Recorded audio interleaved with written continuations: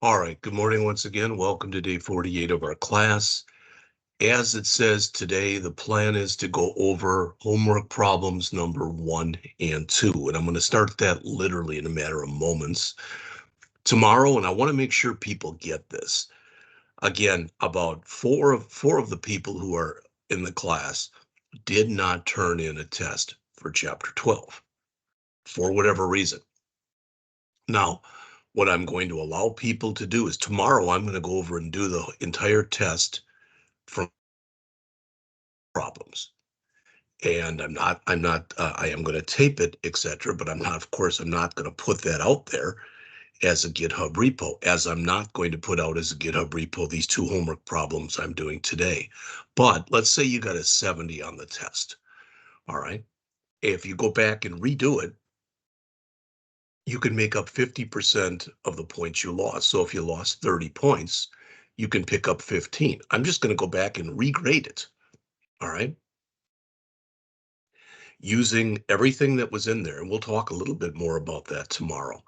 Now, I've decided I'm going to give you, so I'm going to do this tomorrow. And basically, I'm going to give you 24 hours to finish it up. No exceptions.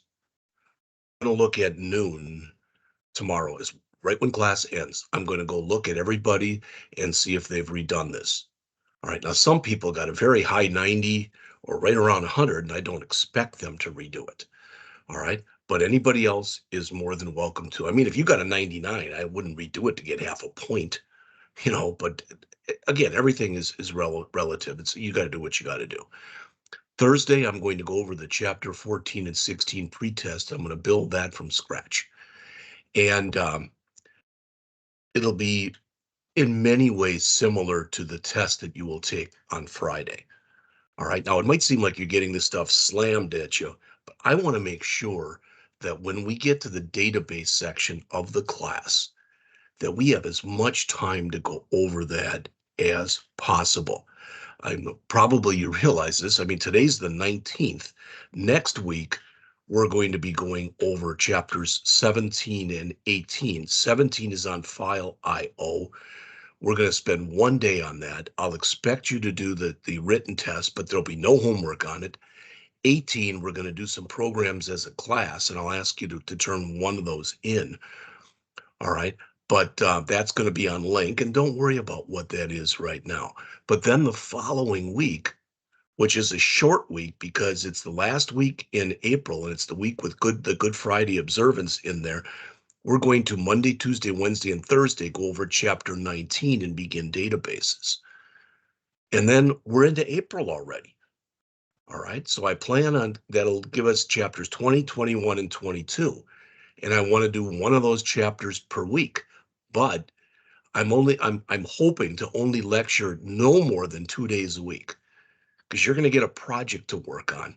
And there's going to be we'll talk about it later. All right. So finally, as it says, remember the chapter 12 hands-on test. If you decide to redo it, it'll be due by noon Thursday. All right. The hands-on test for 7 is due by midnight Friday. And finally, your homework for chapters 14 and 16 are due by midnight Sunday, the 24th. All right. So with that said, let's first start by taking a quick look at this. I've made that one modification in here, but we're going to try to stick to this as best we can. All right. And I'm already looking, and it looks like I was already off by a week. All right. See, because by the end of this week, it's the 22nd already. I thought it was the 15th. It's the 22nd. So we're going to be done with chapter 16. By the end of next week, we're basically going to be done with chapter 18. All right. What does that mean? That means when you look at this. All right. 19, 20, 21, and 22. And that last week of class, my plan is that whole week, the week of the 29th. So that's the 29th, 30th, 1st, 2nd, and 3rd. All of that. All right. That whole thing, that whole week will be lab. All right. And there will be plenty of lab time, hopefully at least 2 days a week in here too. All right. Again, we'll get into that in more depth and breadth of coverage as we get closer to those dates. So yesterday we went in and we did this. Now I've got examples too, but this is going to be the homework problem 1 and homework problem 2. Again, tomorrow, I'm going to redo chapter 12 test. Thursday will be the chapters 14 and 16 pre-test, and Friday will be the chapters 14 and 16 hands-on test. All right, just so you are aware of what's going on. So let's take a look at what we're going to be doing today. All right.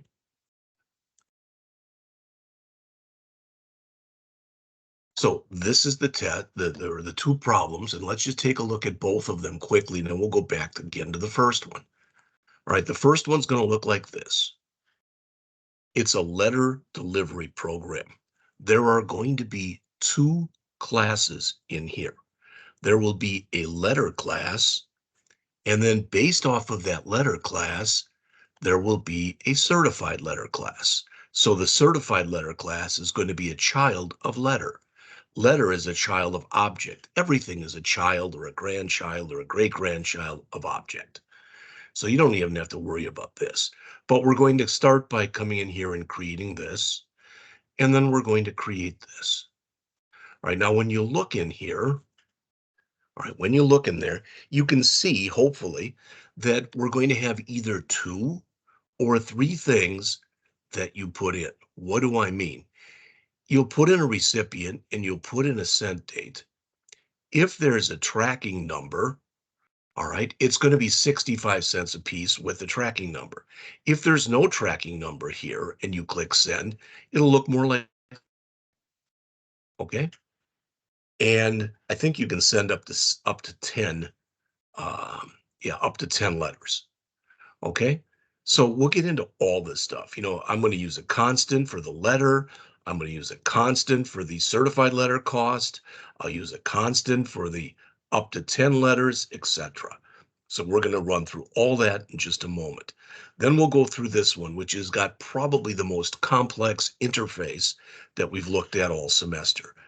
Plus, when you look at this, it's might look a little overwhelming, and it's really not as bad as it looks. All right. We're going to talk about enumerations, and I'll show you how to create an enumeration for this and 2 enumerations for in here. They're not really bad at all. They're really and truly not. But we're going to start by creating a photo class here. And then both of these are children of photo. You can either have a matted photo or a framed photo. So when you look here, there's unframed, matted, and framed. This is unframed. This is matted, and this is framed. So we'll be going through all that stuff. And again, we'll be following the steps that are here. All right. Now I've got mine done. What I'm going to try to do is I'm going to try to come in here and put everything into one solution. And I'm going to put in, I didn't do this in mine, but I'm going to try to do it in that I'm going to try to create a class library for this one. And I'm going to try to create a class library for this one. So there'll be 2 different class libraries in here. All right. So that's basically, for lack of better words, that's how we're going to start. And just so you see this, it's no biggie. But what I've done in here, boy, I've got enough stuff open, don't I? Is I've created a new folder that's called CH14 and 16 homework. As you can see, it's totally empty. So get rid of this. This is what it's going to look like. All right. But let's just go in and start then. All right. So I'm going to start Visual Studio. Okay. I'm going to create a new project. Both of these are just going to be Windows Forms app.NET framework. All right. So the first one is, I'm just going to call it letters. Okay. We could call it whatever we wanted. And I'm going to put it exactly where I just showed you. So into the desktop, chapter 14 and 16 homework. You can see it's empty. So that'll be the folder. And I'm going to put the solution name as CH14 and 16 homework, just like that. All right. Okay. And create.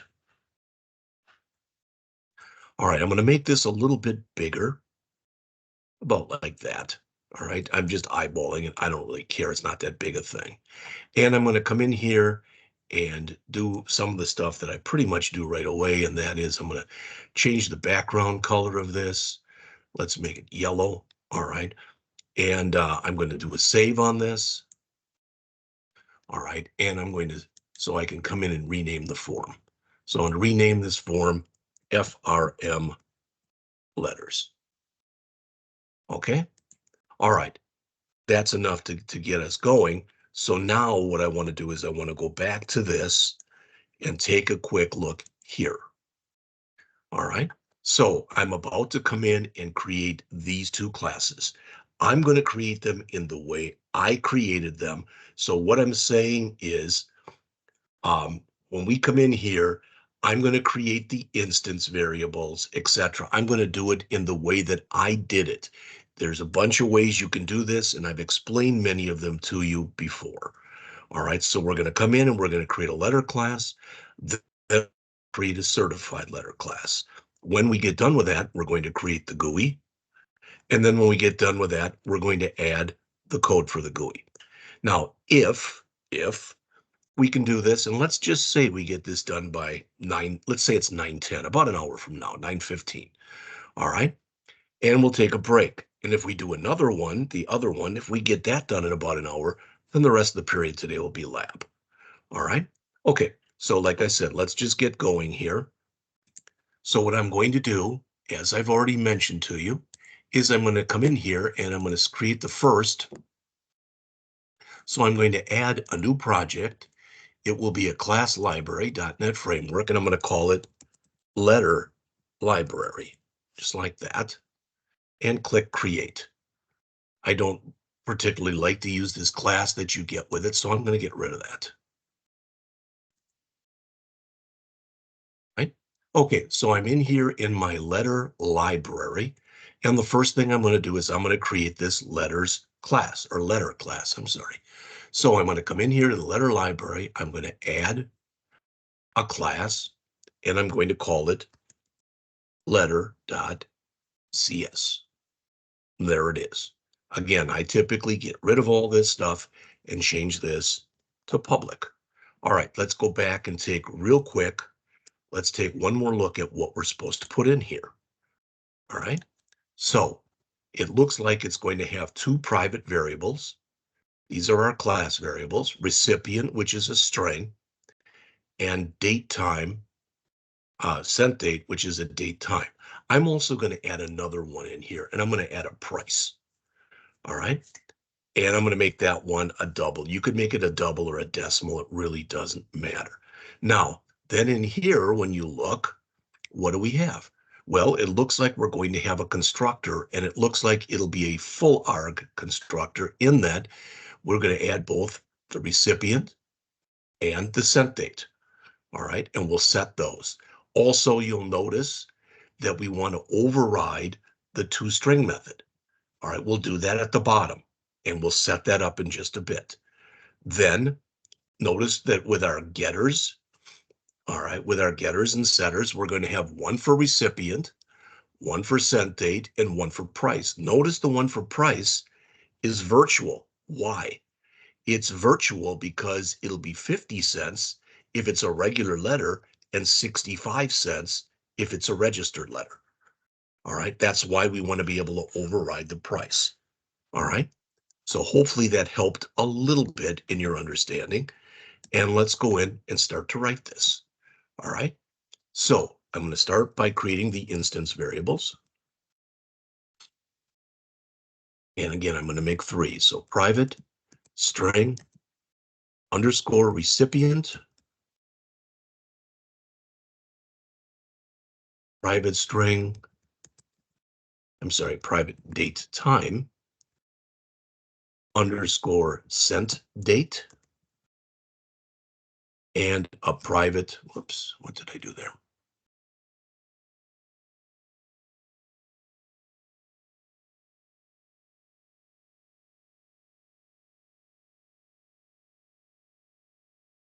Put a space in there. There we go.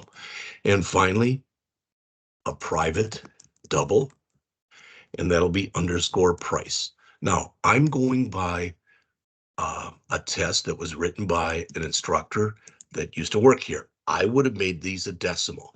But in going with the way that they've done it, I'm gonna keep it just like this, and I'm going to make it a double.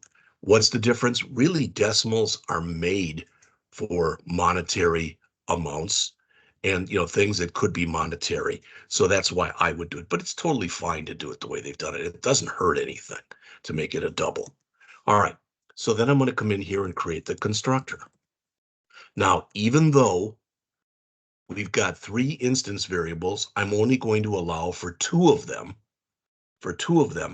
for the constructor, and that'll be the recipient and the sent date. All right. So remember, when we do this, it's public followed by the name of the class, which is letter, and we'll have a string recipient and a date for sent date. You can see already that the IntelliSense is kicking in here, and there you go. So these two are now done. All right, that is going to be our constructor. So you can see on your screen right now what the instance variables are. You can see in here right now what the constructor is. All right. Now for the recipient and the sent date, all right, basically for all of those, all right, we're just going to have getters, and we're going to have a getter for the recipient. We're going to have a getter for the sent date. We're going to have a getter for the price. Now, since this is letter right here, this is not registered letter. Since this is letter, the price is going to be 50 cents. So we're going to do those 3 getters right now. Then we're going to override the toString method, and that'll be it for this class. All right, so I'm going to come down here and I'm going to do the getters. And again, there's plenty of ways you can do these. You already know this, but I just did them all like this.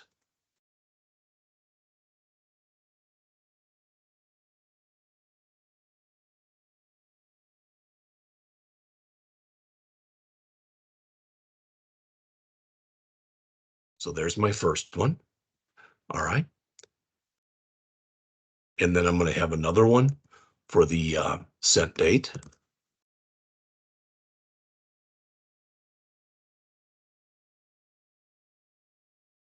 Sent date. Sent date. And I did it the same way. So a get, return sent date. So there's the second one. All right. I just want to make sure you can see all this stuff so you can drink it in or whatever. All right. So those are the first 2. Then we're going to do one more. Now, remember with the other one, they're going to do, according to what we had here, it's supposed to be virtual, meaning that we're going to be able to change the price. All right. So we've got those 2, and I'm going to add the third one here, and that's going to be public double price. All right. But it's going to be more than that. Let me put the whole thing in here, and I'm going to go back and make one change to it. We don't want to just return price. We want to return here what the price is, and that is 0.50. Okay, and we want to make this virtual, which means we will allow it to be changed in children of letter, and registered letter is going to be a child of letter. So again, I'm going to write the overridden toString in just a minute, but this is what we have in here. We have 3 instance variables, all right, a string for the recipient, a date time for the sent date, and a double for the price. We have one constructor, which is a full arg constructor. You don't have to write that, but I'm going to put it in there anyway. All right, where we're passing in a recipient and we're passing in a sent date. You could argue and say, well, that's not a full arg because we're not passing in the price, but I'll just leave it there. All right, and we have 3 getters. A getter for the recipient, where we're just returning the recipient, a getter for the sent date, where we're returning the sent date, and a getter for the price, where we're returning the price. Now, rather than putting this in like this, we could have created a constant up here. That would have been totally fine. Called it letter price.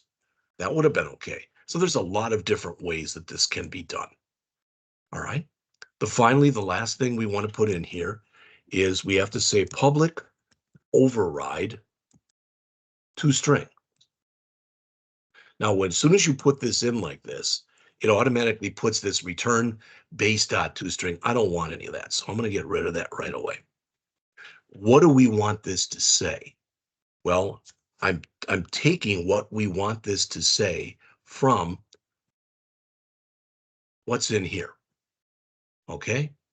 So right now, this is the day of the month, the year, followed by a comma, followed by whoever the recipient is, followed by a comma, followed by either $50, 0.50 if it's a regular letter, or $0.65, comma, with a tracking number if it's a registered letter. All right. Right now, we're in the letter. We only care right now about this one right here, having it look like this one here or this one here. All right. So if you go and look at dates, there's a lot of ways that you can set the date up, but I did it like this. So I've got here sent date dot toString, and then I want to format it. And I formatted it as day, month, year. Why like that? Because basically that's what they asked for. So for instance, for today, it should say 1919 MAR for March 2024. All right. And that's exactly, as far as I can tell, that's exactly what we want. After we put that in, we are told to add a comma and a space. And just so I have room, I'll put it on a new line here. Then we want the recipient, all right, followed by, again, a comma and a space, and followed by the price. And we will format that as a string. I'm sorry, as a currency. All right. We could have put all that on one line. I think you know all that already, but I just did it the way I did it. All right. And like I said, I'm not, believe me, I'm not saying, hey, this is the best way of doing it. No, I'm saying this is a way of doing it. This is how I did it. All right.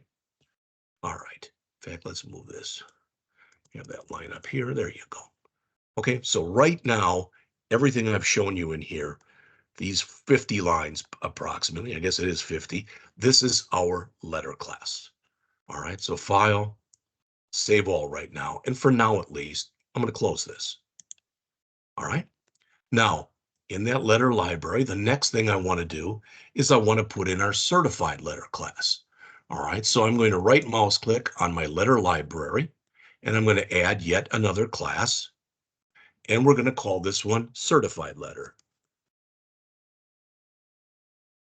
.cs. So there's that one. Again, I'm going to start by getting rid of this stuff, making this public. All right. And we're going to start putting in, let's take a quick look and see what is in there. All right, so, oops, a certified letter then has a tracking number. So that's really going to be the only new instance variable we have in here. All right. And when we come in here for our constructor, it's going to look just like the last one, but we're going to add a tracking number. So the base, the parent, is going to handle the recipient, and the parent is going to handle the sent date. All right. Then we're again going to override the toString method. And in here, all right, this is going to be shorter actually than the last one, because it's only going to be in here what? We have to worry about putting a getter in for the tracking number and a getter in for the price. But now the price won't be 50 cents. The price will be 65 cents. Finally, we're going to again override the toString method so it looks like we had before, except it's going to make sure that the price we put in, this price, but we want to add also that tracking number to it. Okay. Hopefully, again, I'm doing this slow enough that it's making sense to people. That's my hope here. All right, so taking this one from the top, and it's about the same size as the last class, a little bit shorter, but not much. So again, we're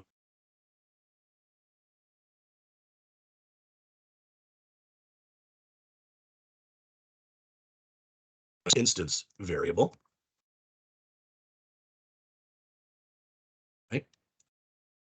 I want to make sure my internet connection didn't drop here. Did not. Good. All right.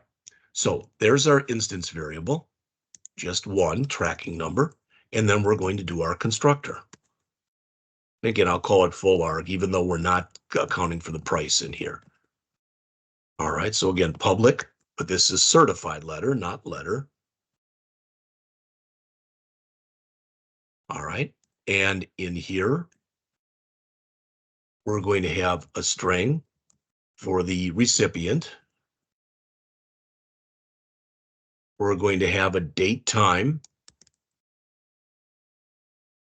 for the sent date. We're going to have a string for the tracking number. All right, all of that stuff that you see right there, that is what's going to be those are going to be our three fields. Okay, now I'm going to come in here and put in a colon base. All right, and in there, the recipient is going to be handled by the parent, and so will the sent date. All right, so that is everything. I don't know why it's giving me, it's because I don't have the curly braces in here yet. There we go, and that'll be fixed in a second. So just like that. All right, why doesn't it like this? Might not like this. Let's see, public certified letter, string, recipient, date, time, sent date, string, tracking number. All right, colon, base, recipient, sent date. All right, what's it saying here? Object two. Okay, you should know what the problem is already. And that is, I have to tell it that it inherits from letter. And there the error goes away. All right. So what we have in here, we created a new class, certified letter, that we said is a derived or child class subclass that is based off of the letter class. So letter is parent or superclass or base class, whatever you want to call it. All right. We are adding to the letter class a tracking number. We're making it a string because it's not a numeric value, and it is possible it could have letters or something else in it. All right. Then in our constructor, we've got three fields now, where previously in the letter class, we just had recipient and sent date. Now we've got recipient, sent date, and tracking number. All right. And we're saying that the parent is going to handle the recipient and the sent date.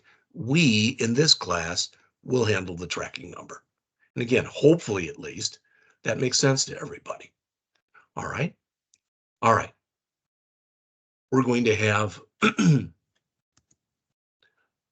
just the one getter in here, and that's going to be for the tracking number. So public string tracking number.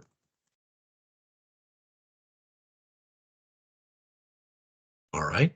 And we will return the tracking number. All right. Then, whoops, let me fix that.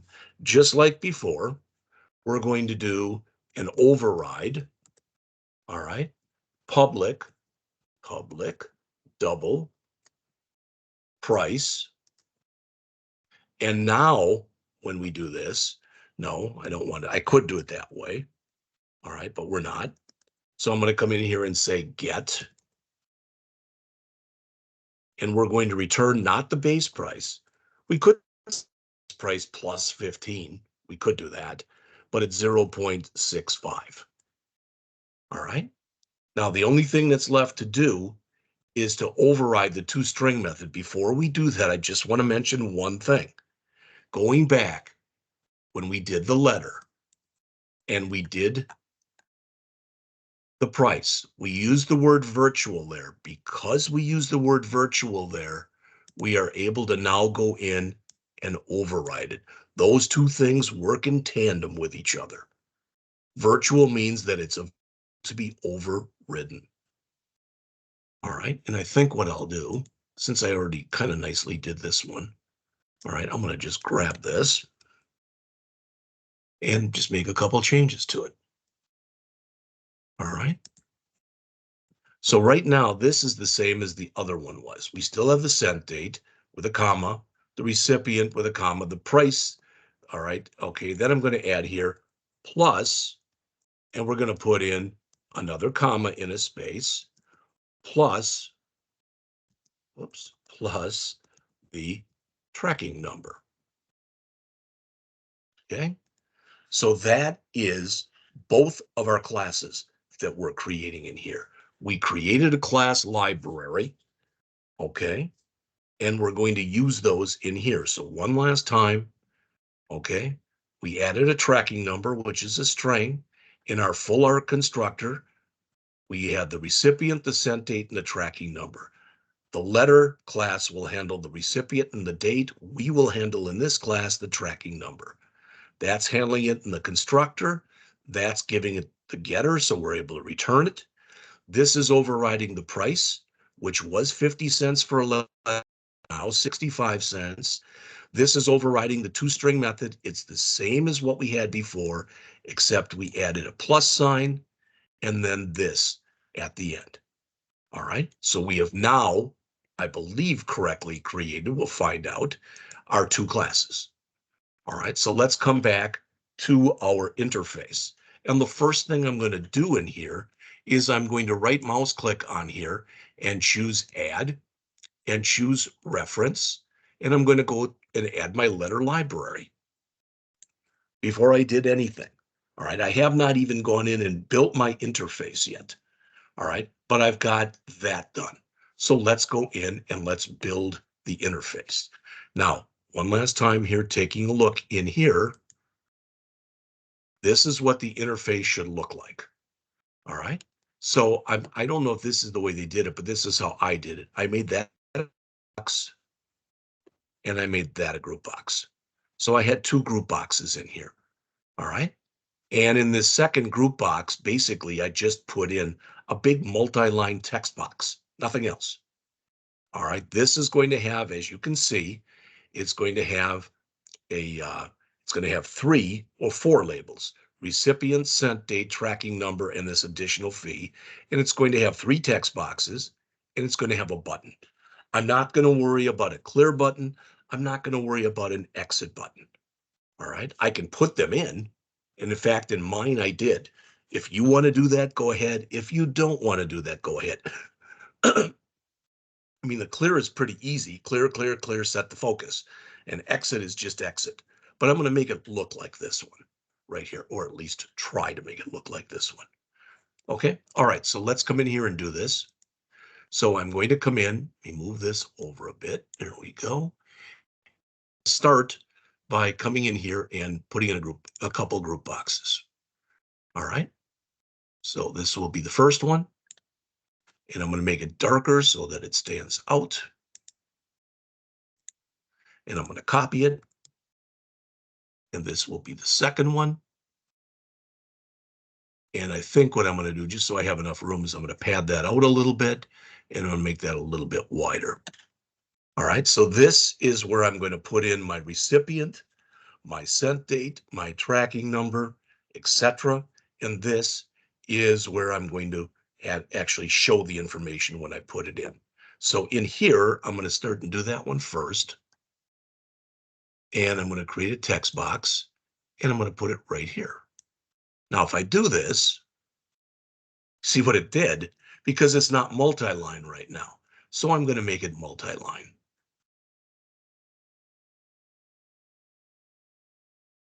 There you go. All right. So that's done. And let's come in here and create this. All right. In fact, what I'm going to do is I'm going to make this even wider, and I'm going to move this. Oops, I don't want to do that. I want to move talk on it. There we go. Let's move this. Here we are. And I'm going to make this a little wider. About like that. All right. And this, I'll move up a little bit. Yeah, that looks pretty good. All right, so in here, I'm going to come in and I'm going to create 4 labels.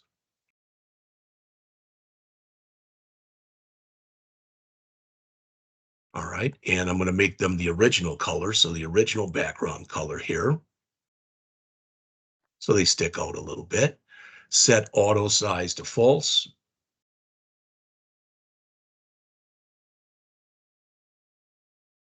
And again, this will be the recipient right there. This will be the sent date. This will be the tracking number. This will be that thing that says additional fee for certified letter, and that one's got to be a little wider. So let's just bring that one out like this. All right. And then down here will be my button or buttons if I wanted to do it that way. So even though I'll tell you what I'll do, and that is I'm going to put in 3 buttons, but I'm not going to worry about setting up the clear button, and I'm not going to worry about setting up the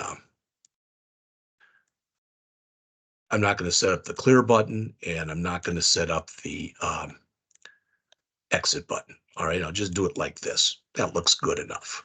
Now I can make this smaller. I don't really care. I can move this down. You know, that is pretty well centered. That's not too bad. The other thing I want to do then is I want to add 1, 2, 3 different text boxes in here. All right. Now, one thing is typically when you work with group boxes, you want to make sure that they become part of the group box. And the easiest way to do that is to actually go and drag this stuff out like I'm doing here.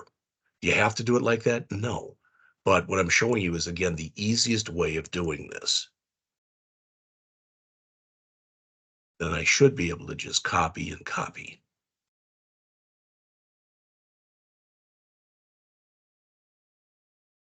All right, as always, I'm going to come in here and make this bigger.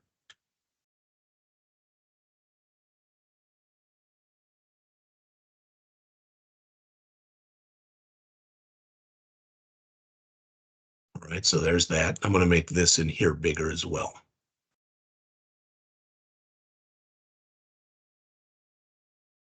I don't know if 20 is going to be too big, so I'm going to try and start by making it about 16. Okay, if I have to make it bigger or smaller, then I can do so. All right, so this in here, you've seen me do this multiple times. I like to make this look a little symmetrical, so I'm going to center that, and I'm going to center these. But I am not going to center what goes in here. I could, but I'm not going to. I don't think I did it. Didn't like the way it looked. All right. Okay. So first thing in here is the recipient. So this will be LBL recipient, and it'll say recipient.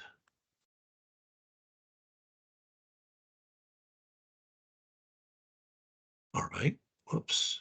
Was colon there, not a semicolon. There we go. So that'll make this TXT recipient.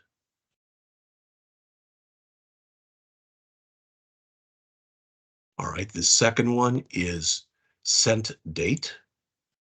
So it will be LBL sent date. And it'll say sent date. And this last one will be tracking number. I'm just going to use a number sign like that. I could have stretched this out and used number in there. I just did it the way I did it. So this will be LBL tracking number, which will make this. Did I rename all these? Recipient? Nope, I didn't rename that one. So this will be TXT sent date. And this will be TXT tracking number.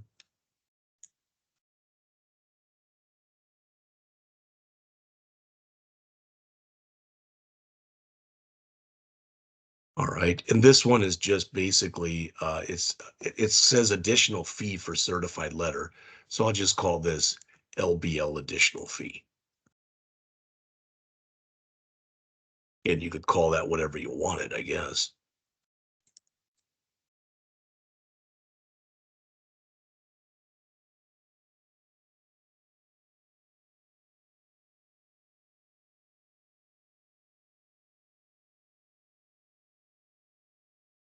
All right, so we've got that.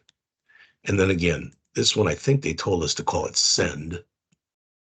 So I'm going to call it BTN send.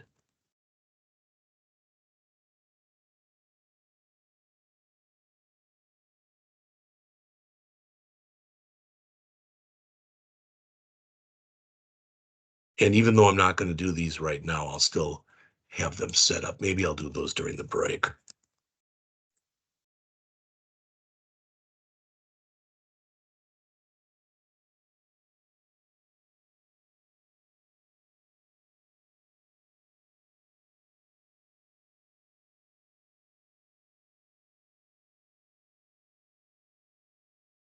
No, I didn't do this yet, but I am going to come in here and I'm going to lock this. Okay, so that should be locked into place. It'll look like it locked this one too, which is fine. And I'll just call this TXT results. All right, I can name my group boxes. All right, I'm just going to leave them the way they are. I don't know, that kind of, you could look at that and say it's bad practice, but what I'm going to do is I'm going to remove the text for each one of them. I think that reads a little cleaner. Again, this is just the way I did things. I'm not saying it's right, wrong, the best way or the worst way or whatever. All right. Now, the other things I want to do, as always, I want to come in here and I will click on the form and let's set our accept button. We'll set that to send. We'll set our cancel button to clear. Oops, try that again. And I'm going to set my start position in here to center screen. And I think it's set on here something like letter delivery, something like that. So that's all I'm going to type in here. So that's what's in here now. Finally, I'm going to come in here and let's set the tab order. So it will be 0, 1, 2, 3, 4, 5. That's really all I care about, but I'll set everything. So view tab order again, 0, 1, 2, 3, 4, 5. And let's just do all of this in here. So 6, 7, 8, 9, and 10. All right, now it's got 0 point because these are all part of the group box and so are these, but that should be fine. So file, save all. And now let's do a few tab orders. And now, hopefully, at least, hopefully, we'll be able to come in and start writing the actual code in our form to make this happen. All right. Now, the only other thing I want to do, I've already saved it, but I'm going to go over here to our code. All right. I'm going to get rid of this and I'm going to add, I did grab the comments that were in here. All right. I always like to do that. Of course, you don't have to, but I like doing because that gives me a thing that I can look back on then. All right. And if there's something that I'm not sure of, I can come back and take a look at it. So let's see in here. Create a GUI for a letter delivery service. Letters can cost up to 50 cents.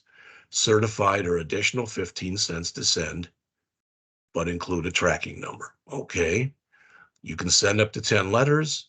Every time a letter is sent, you're going to add it to the top of that text box of that transactional log. And you're going to list in a single array. If the letter does not include a tracking number, make a letter object. If it does include a tracking number, make a certified letter object. Okay. So hopefully, at least, hopefully, everything I just went over made at least some sense. All right. So taking it from the top here, I'm going to have one global constant. So I'll put that up here.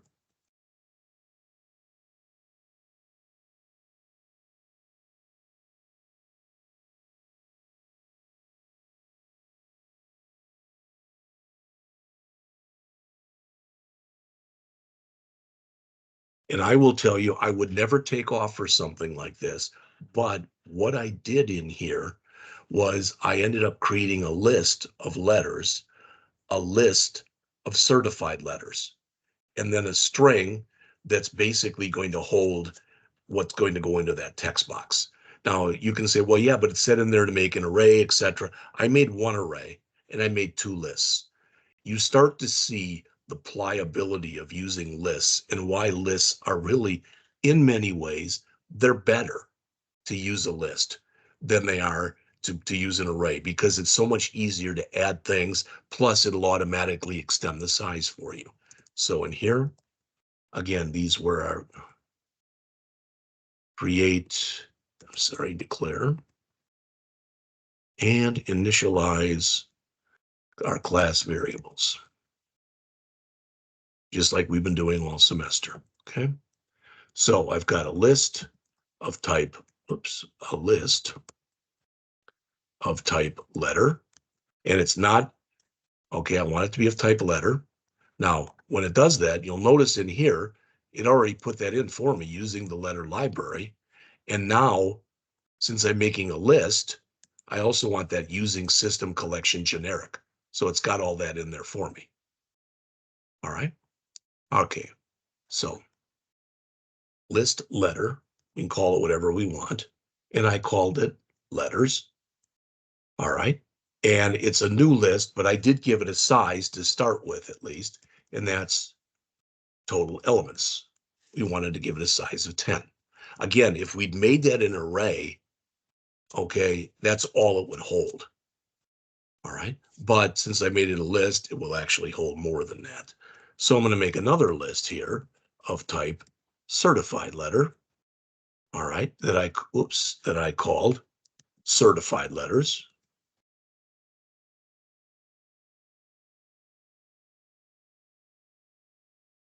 And that's a new list of type certified letter. Now, if that's too much, we could have just called this L and called this CL. Would have made for less typing. All right. If you'd rather do that, then go ahead and do that. And again, I'm going to make this, I'm going to initialize it so that it holds the size of total elements. All right. So I've got those. I'm going to make that a little smaller so you can see all of it. There it is. In fact, let's do it like this. I can make it bigger. Okay. All right. And then next, I had a string array that I called sent letters. Again, that's all arbitrary as far as what you call this stuff. New string, and that was of size total elements. All right. Plus, I'm going to have one more thing in here, int num. You'll see how that's used in just a bit. And I set that equal to 0. So these are my global constant and are my class variables. All right. So the key thing in here is, what do I want to do? What do I want to do in here when I click the send button? All right. Well, I'll tell you what I want to do. Just taking a quick look here. I want to validate the recipient. I want to validate the sent date. All right. And I want to check to see whether or not there's a tracking number. All right. So in my send here, all right, let's just put it in. I use the old bool, keep going. Now, I could have brought in a validator class here. One thing I thought of doing was making yet a third library, because we have this one now, which is our letter library. We're going to have a photo library after the break. All right. And I thought of making another one, either adding the validator class to each library or making another library, calling it validation library, putting the validator in there. I just decided to just do it like this. All right. So this is going to be equal to, and I call this validate recipient, which of course it hasn't been written yet. So recipient. So it's going to give us an error. Okay. So let's just come in here, and I sometimes do it like this, sometimes don't, but I'm going to say here bool validate recipient. And for now, I'm just going to return true because I don't want there to be any errors. All right. So that's the first thing that I'm going to do here. Then I'm going to say if keep going. All right. And again, we're going to put code, you know this, we're going to put code in here in just a minute. And if it does return true, then I want to say keep equals validate sent date, which again hasn't been written. All right. So we'll put it down here.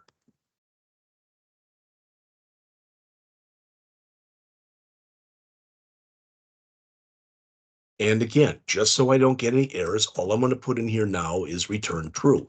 Those are stubs. I'm putting them in there just so my program compiles. All right. So let's see. So finally, if I've gotten down to this point, I have validated the recipient and I have validated the sent date. Well, that's good. All right, that's done. Now, right here, I'm going to do an else return because what happened was I tried to do my early validation and it didn't work. So I'm just returning. So I try to validate the recipient. If it worked, I go to call to validate the sent date. If it didn't work, I return. That should make sense. All right, so here, if I get down to this point, I know it's a valid letter. All right, so it's either going to be a certified letter or it's going to be a registered letter. I'm sorry, a certified letter or a regular letter. So if keep going, now I'm going to say keep going equals, is there a tracking number? And of course, I'm going to get an error because that hasn't been written yet.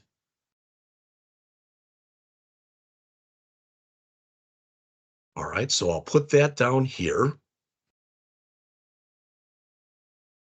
All right, so that's going to be another one of these things. All right, and it's going to return a bool again. So private bool, is there a tracking number? And again, for right now, I'm throwing a stub in there that's just going to return true. All right, we have to write all these, and we will in just a bit. All right, if this didn't work, that meant that there was an invalid sent date put in. So again, else return. All right. If I get down to here, if I get down to this point, it was a valid letter. But if is there a tracking number? If that returned true, all right, then I want to create a certified letter. If it returned false, I want to create a regular letter. All right. So if keep going,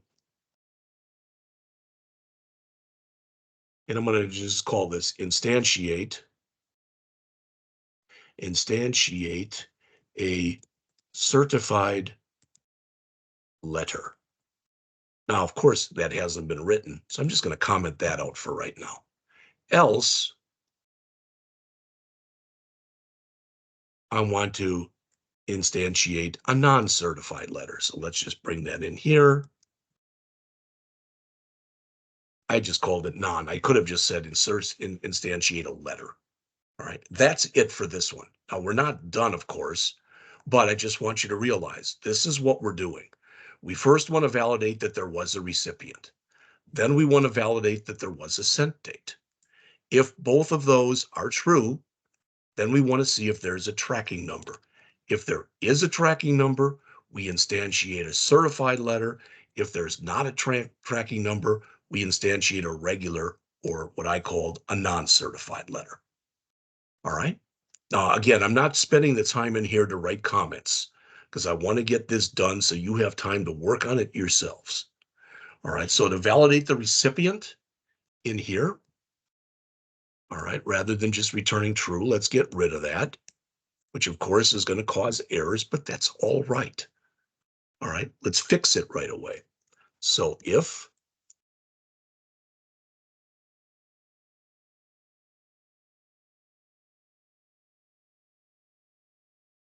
T recipient dot,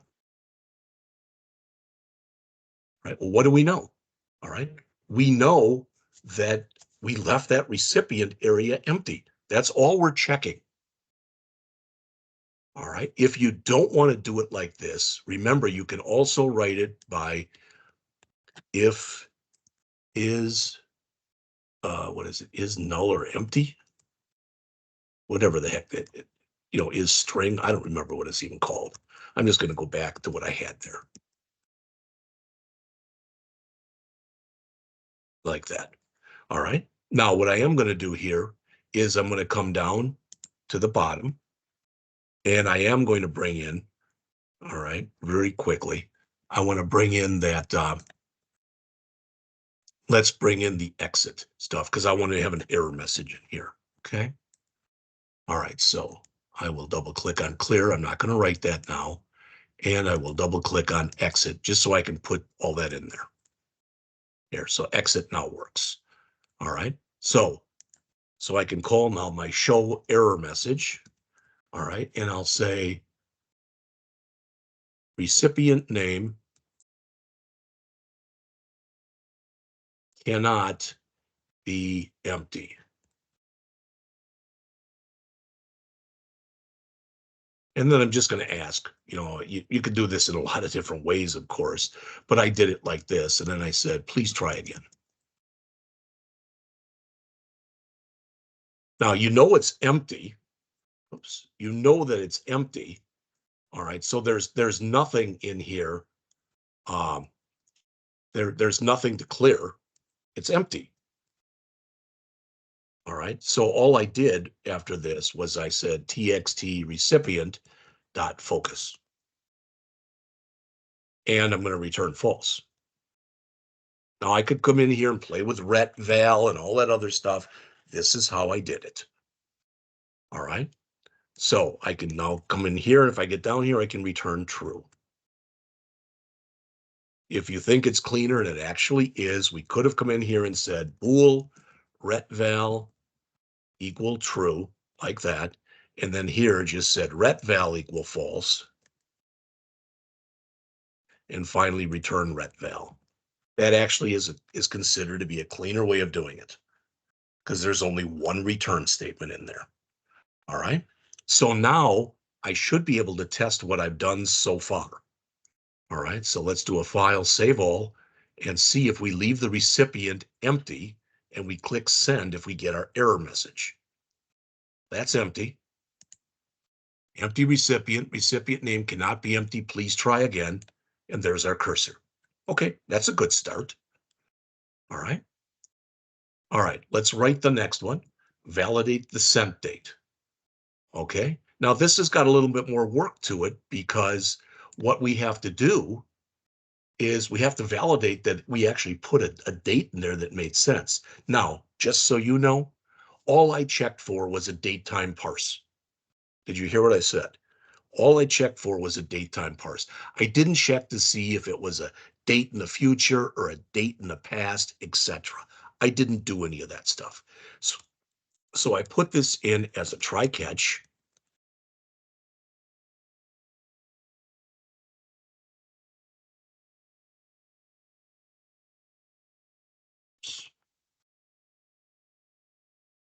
And as I oftentimes do in here, all right, I did the show message or show error message. And I put in here ex.message, then a couple of blank lines, and then ex.getType dot toString. All right. And then another blank line and the stack trace. And I do that just in case I decided I wanted to come back later, maybe do some debugging if I had a problem. And I put in here for a message, invalid date inputted. Again, as always, you can put whatever the heck you want to put in there. So that's the catch. The other thing I want to do then is return false. Since it's invalid, I can also go in and I can say txt sent date dot text equals nothing and txt sent date dot focus. All right, I didn't even put that in mind, but that's a little cleaner way, of course, of doing it. So all this is now is just a date time dot parse ext sent date dot text dot trim. If it doesn't work, all right, it's going to throw an exception. And if it does work, I'm just going to return true like that. Okay. The other thing, I just want to show you this. I want to show everybody this. All right. I could have done it like this because we've done nothing on exception handling. We've done nothing using a finally clause. But I could have come in here and said bool retval equal true. This is kind of cool, I think. So here I would say, I would not, I don't have to do anything. Okay, I'm just going to leave that right there. In fact, I can say return retval. And then in here, or I could leave it. In fact, I'm just going to leave it. I'm not going to put anything in there where we have this. I had return true in there. All right, for now, I'm just going to comment this out just so you see this. So in here, rather than putting it in like that, all right, I'm going to leave it there, but I could have put in here retval equal false. The reason I'm showing you this is there's another clause that I could add here, and that would be a finally. And then I could just say here, return retval. All right, doesn't seem to like that. I don't know why. It says control cannot leave the body of a finally clause. Okay, maybe it wouldn't like it like that, but there's a finally clause that we can use. All right. Usually you use it for housekeeping stuff, and that it technically isn't housekeeping. So probably wasn't a great example to show you, but I did want to mention that there is a finally clause there. So for the validate sent date, we parse it. If it works, we return true. If it doesn't work, we return false. All right. Now we wrote this one up here for validate recipient, right? You already, what I'm going to do is I'm going to copy every bit of this. All right. And I'm going to go down to there. Is there a tracking number? All right. And this I'm going to change to TXT. All right. Tracking number dot text. Now it's not an error if it's empty. It's not an error, but I want to say retval equal false. There isn't one. Is there a tracking number? No. And then we just return. All right. So all I'm doing right here is checking to see if there's a tracking number. So what we've done in here so far is we should now be able to come in here. And you've already seen this. If we leave that blank, we get that error. All right. So if I'll put in here mom, and for the sent date, I'm just going to put in garbage. And now that fails. And I get all this. All right. I'm hoping if I put in like, let's see, 3/19/2024. I don't know if it'll take that format or not. It did. All right. And there's no error. And if I put in a tracking number, there is no error. So everything's working so far. All right. It already is 9:08. I'm going to give you till 9:20. There's not much left in here, but we're going to come back and finish it. Let's take a break till 9:20. During the break, I'm going to write the clear, which is just going to clear, clear, clear, and set the focus. All right. And we've already got the exit in here. All right. Take a break. Come back, please, at 9:20.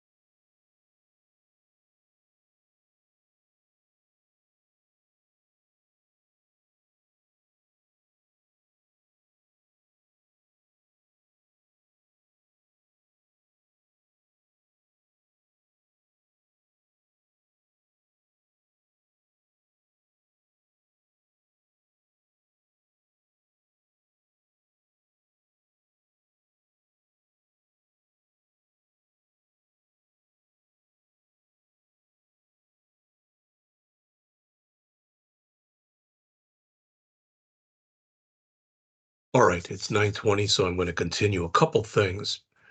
First is, I think, and I'm not sure on this, but I think I'm going to have to add here because I'm doing this differently than the way I did it originally. I think I'm going to have to add here a new line. All right, and I'm going to add that both here. So I'm adding that to the toString of both letter. So let me save that, and to certified letter. Now I may end up pushing that off because I'm doing this differently than the way I did it originally. All right. Trying to write it in a more straightforward way. I remember explaining this a year ago, and a lot of them were very confused when we went over certain things. The other thing is, let me close my letter in my certified letter classes now. In here, I only want this to show if there is a tracking number. To say additional fee for a certified letter when it's not a certified letter doesn't make a lot of sense. So I worked with a visible property, and I said, whenever you click clear, make this go away. When the form loads, make this go away. The only time we want this to show is if there actually is a tracking number in there. So you'll notice now it doesn't show at the start. All right. And we're not done, but I just wanted you to see that. All right. And how did I do that? Well, coming back into here, what I said was, remember, we validated that there is a recipient. We validated that there is a sent date. Then we checked if there was a tracking number. If there was, all right, a tracking number, now we want to say that in fact, I did this, I think this is backwards. If keep going, that means it returned true. There is a tracking number. Then we want to show that. Otherwise, we don't want to show that. All right, we'll see when I run this a little bit later whether or not that works. So what's left is, if this is a certified letter, we have to call instantiated certified letter, which we haven't written, I don't think. All right, so let's write that right now. And I believe that's just going to be a void. So we'll put that down right before our clear, which I did fill in. All right, so right above the clear, private void, instantiated certified letter. And I'll tell you what I'm going to do just so it's in there. And that is, come on, come on. I'm going to also instantiate a non-certified letter. Now that one, they're both empty right now, but I can now take this and uncomment all of these. I don't think I have any errors right now. I don't. It says the field letter price is never used. Well, we're not there yet. That's okay. All right. So the first thing, let's go in and let's write the instantiated certified letter. I tried to come up with names that were good enough so that they would make sense to everybody. All right. So the first thing we want to do is actually instantiate. So I'm going to say certified letter, and I just called it CL for certified letter, equals new certified letter. All right. And I'm going to put this on multiple lines just so you can see everything that I'm doing here. So I said txt recipient.text. I could do a .text .trim. It probably would be cleaner. And then a convert to date time. I've already made sure that that was legal, so to speak. I already made sure. And notice that the IntelliSense is even telling me what I have to do here. And what is that? That is txt sent date .text .trim. All right. And then finally, I've got txt tracking number .text .trim. Now I shouldn't get any errors in there. Let's see. All right. It looks like right now it doesn't like something, but it might be just I have too many parens or whatever. So let's see. All right. So new certified letter. Well, right now it's doing this. Okay, that's fine. But let's see. So it says there is no one that's got string, date, time, string. All right, which is what I have: string, date, time, and string. So let's go back and look. All right. So let's go back and look at our certified letter. And string, date time, well, looks right to me. String, date time, string. Now, I think, maybe I'm wrong here, but I think the reason that it's giving me a problem right now is I haven't written the other one where I actually put in a regular letter. So I'm going to leave this the way it is. All right. I'm saying this again. I'm going to leave this the way it is. I'm going to say new certified letter, txt recipient.text.trim. I don't even think I need the .trim, but that's fine. In fact, I have checked it already, so I'm just going to get rid of that. All right, a convert to date time, txt sent date.text. And again, we'll get rid of that. We've already checked those. All right, .text. All right, oh, that might be it. There we go. The reason is, remember, this is what we're sending to the parent, and this is what we're sending to certified letter. That was what my error was. And I don't need a .text.trim in here either. But I do need a paren at the end. There we go. So that's correct. So I'm creating a new certified letter, and basically I'm passing in the values in all three text boxes. That should make sense. All right. And let's see. The other thing I could do, just so you see this, I'm going to leave this the way it is. But what I could do is I could take this tracking number and I could only make that visible if it was a certified letter. So I could take both of these things, this, and make them invisible unless it's a certified letter. But I'm going to leave it in there. All right. And you'll see when I do this how I'm going to get around that. You'll see it in just a moment. Okay. All right. Okay. So let's get back to here. So we've now created our certified letter. We also made sure we did that when we came in here, hopefully at least, what's going to happen is it's also going to be showing that label that says additional charge for certified letter, whatever the heck it was. All right, so let's get down into here. Okay, so we've done that. And now I want to check, is there room in the array for another letter? Remember, that array only holds 10 letters. So if num elements is less than total elements, all right, that means if there's 10 or less in there right now, then we want to add it. All right, so what do we want to add it to? Well, remember, we have a list of letters that we called certified letters, so we can add that. So we've now added it to our list. All right, and we can also come in now and we can add this. We can add this to our text box.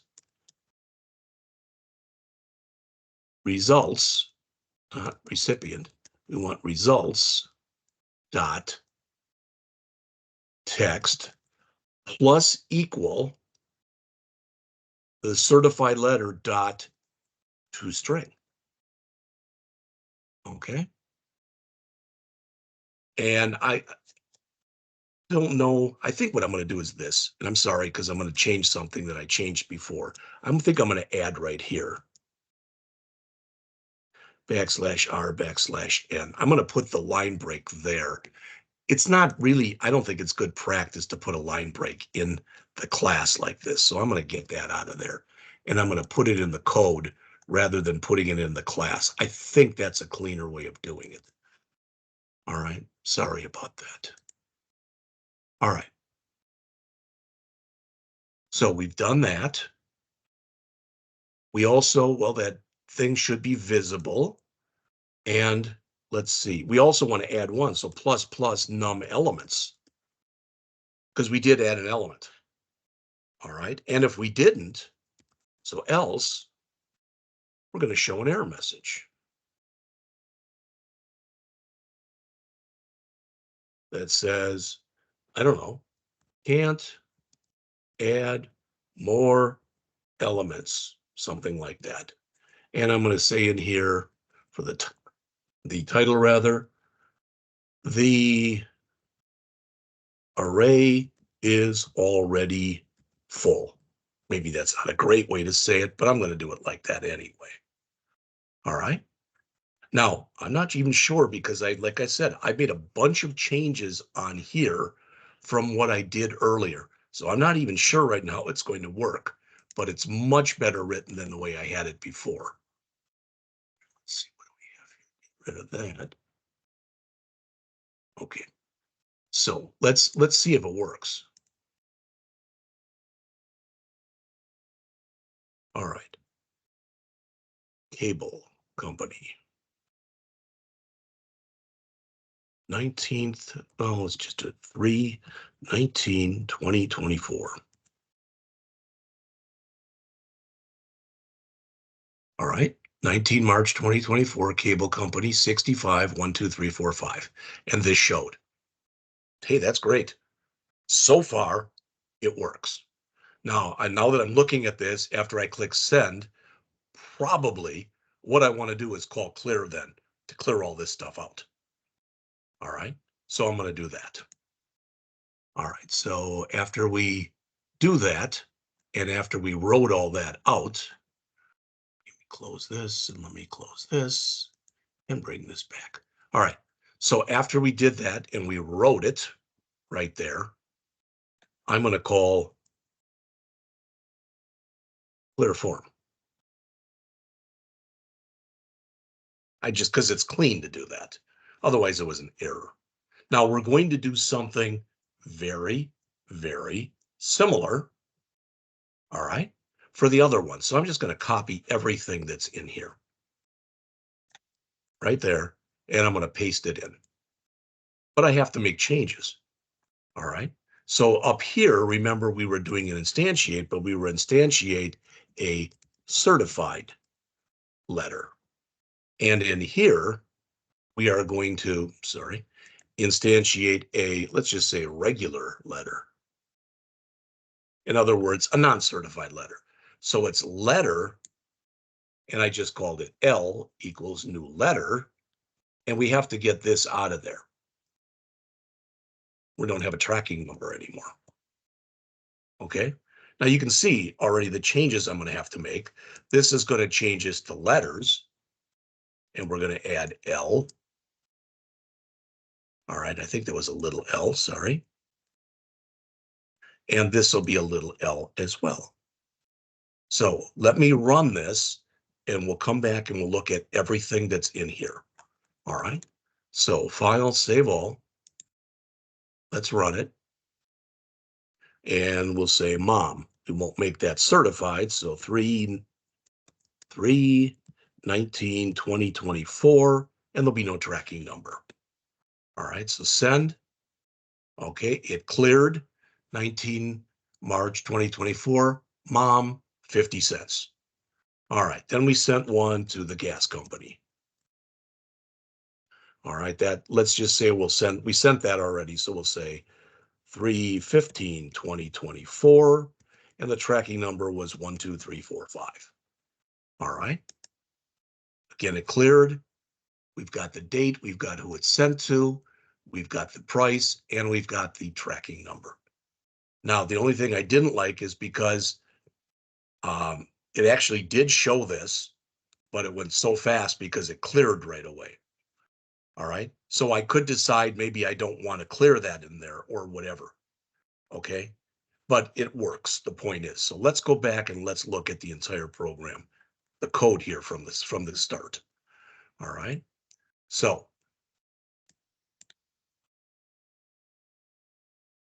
I didn't even have to go in and make these letter things. I put them in there so I had a copy of everything I was working with.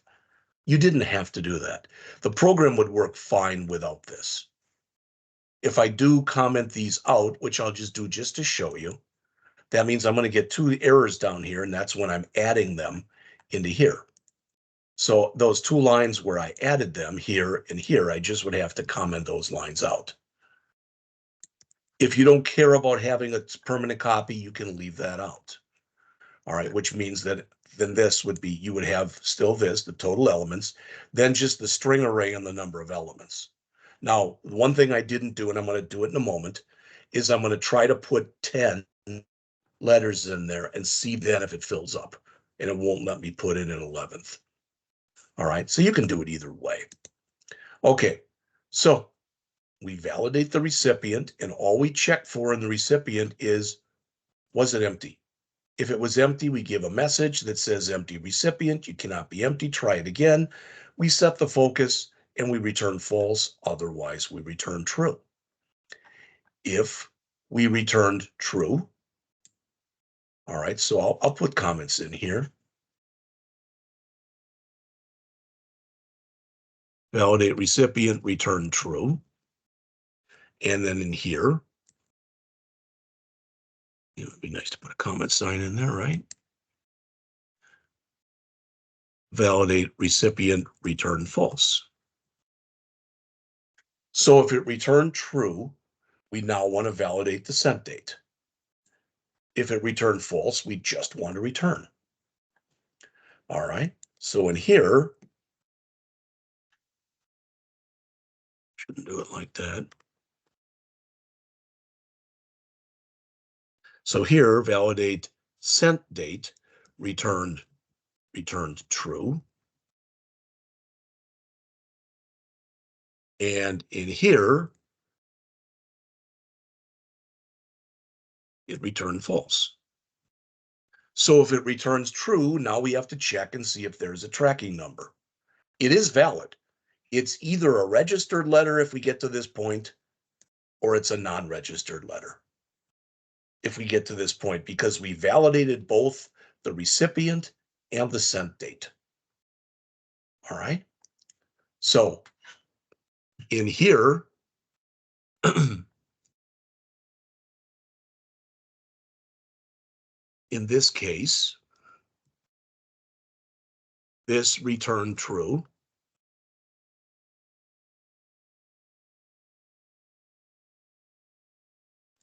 This case returned false. So if it returns true, we're making that thing visible. All right. And we're instantiating a certified letter.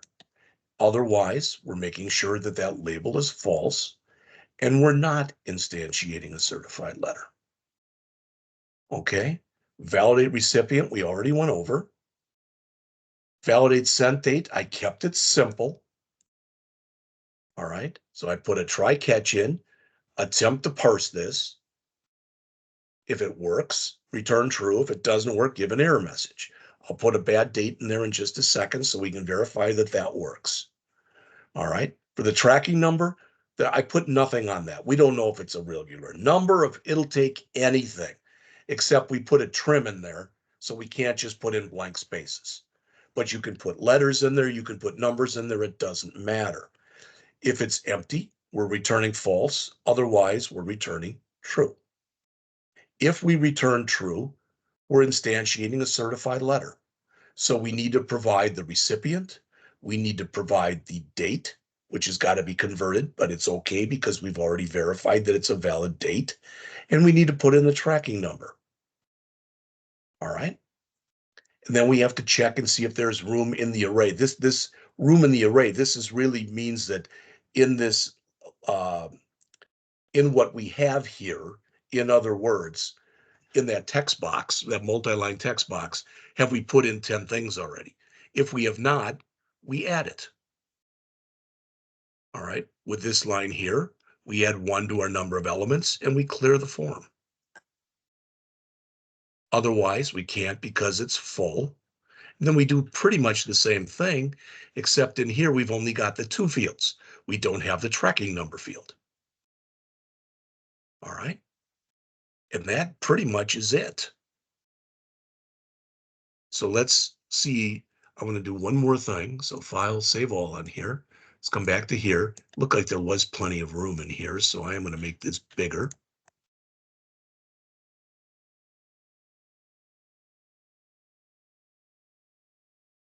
This might be too big, but we'll see. So I'm going to try to put 10 of them in here right now. So mom.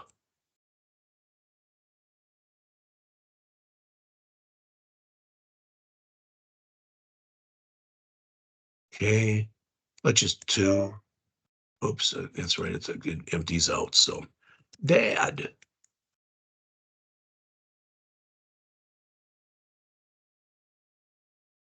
All right.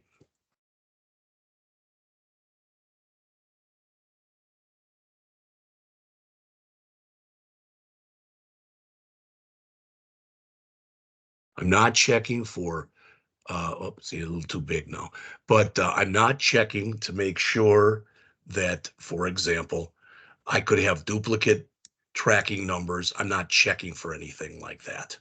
All right, where I could, I guess. So let's just keep this real simple. So I'm going to put in mom,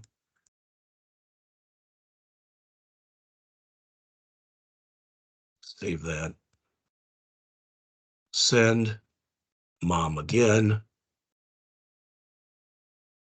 So that's 1, 2, 3, 4, 5,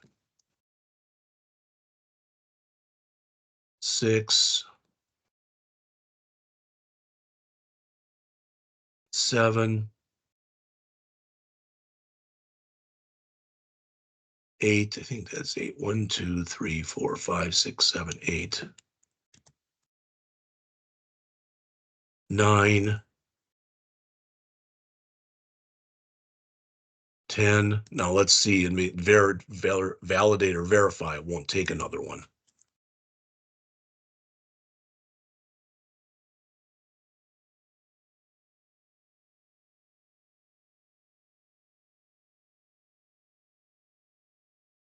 All right. Can't add more elements. The array is already full. So it appears as though everything in here is working. Last thing to do is this. I made this too big. So instead of making it 28, I'll just make it 20 like we've had. That should be fine. All right. So that is everything. And I've shown you everything I've done. All right. So hopefully you'll be able to work from that. You might have to go back and have the tape going as you're doing this, but hopefully that's enough that you can get that one done. So let's jump over to the next one. All right. And the next one, remember, so let me do a file save all here. All right. And let me close all these. And I'm going to do two things. First one is I'm going to create another class library. A new project. It'll be a class library, and I'm going to call it photo library. All right, so there's that. I'm going to get rid of the class1.cs file that's in there. And I'm going to add my new project now too. The first one's called letters. I'm going to call this one photos.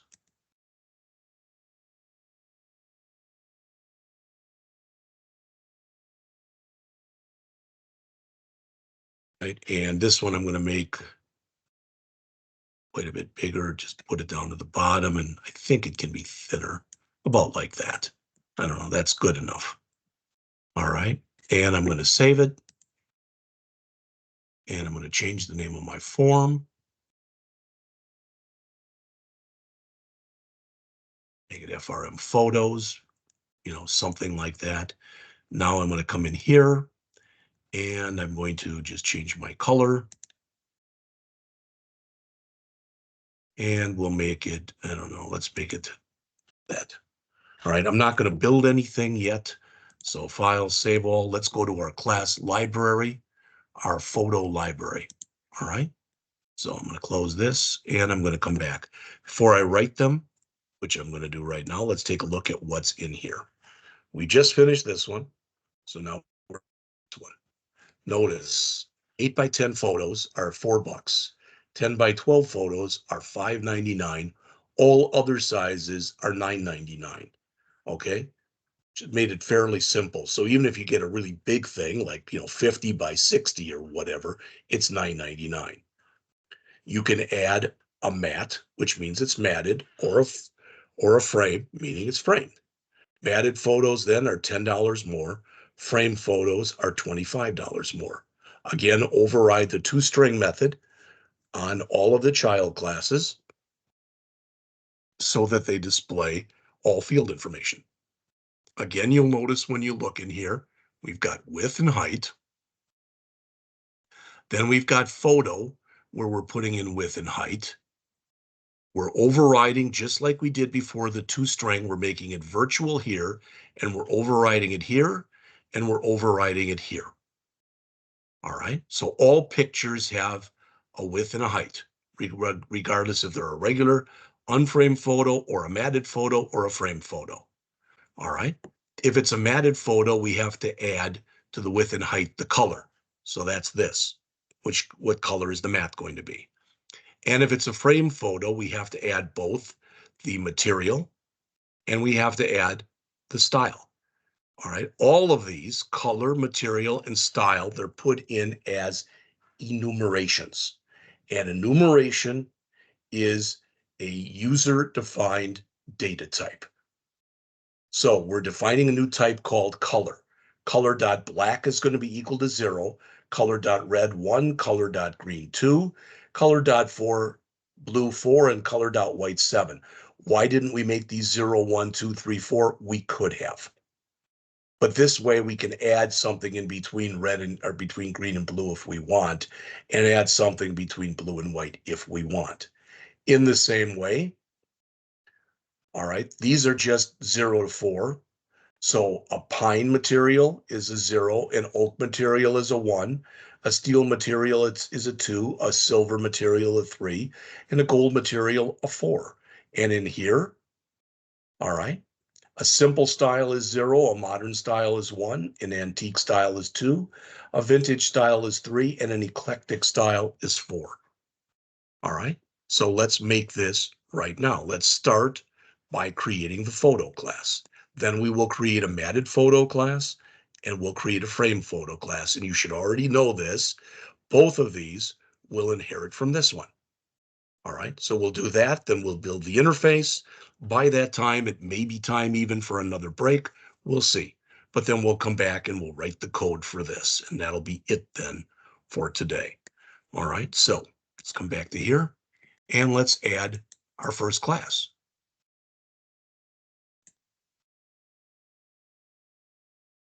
The first one, again, we're going to have 3 different classes in here. The first one I just call photo.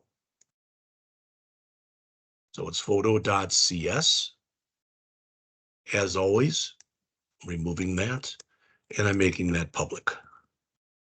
All right, now I just went over what's in here with you, so hopefully we won't have to do that again. But I'm going to start with my instance variables. I'm going to have a private double, which is going to be width, and another private double, which is going to be height. All right, next we're going to have our full arg constructor.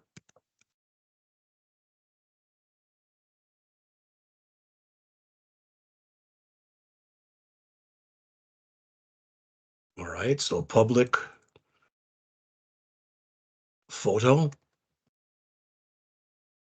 double width and double height. I'm letting the IntelliSense write it for me. So there's that. There's my instance variables. All right, and there is my my instance variables and my constructor. Now I'm going to put in these, and I'm going to have both a getter and a setter. And the reason that I'm going to add a getter and a setter is when you look in here, I am going to be inputting a value here and here. All right. Now you could say, well, you kind of did that before. Yeah, there's different ways that you can write this. But typically, if I'm inputting numeric values like this, and these values can change, all right, I'm going to put them in as a getter and a setter. All right. When you think about it, all right, technically we could put any number in we wanted for width and height. We might want to check to make sure they're greater than 0. But other than that, we should be able to put in any number. All right. Okay. So again, this is what's in here. We've done so far the width. We did the height. We did the we did the constructor. And notice we do have a get set for both of these and just a get for this one. All right. So let's go and write those. So I'm going to write getters and setters. You don't have to, put that in, but it's kind of nice to put in a little documentation at least. All right. So first we'll have our public double with our get, which will just, you can already see the IntelliSense wants to put that in for us. I like to put them on multiple lines. Otherwise I could have just accepted what it had there. So return with, spell return right. All right. And for our set, all right, underscore with equal value. Again, value is a keyword. You can see it. It's blue. All right. And it's just whatever value that we put into that text box, which means we're going to have to validate that we put something numeric into that text box. All right. So we could, again, add the validator class in here or make a separate validator class or do it without the validator class.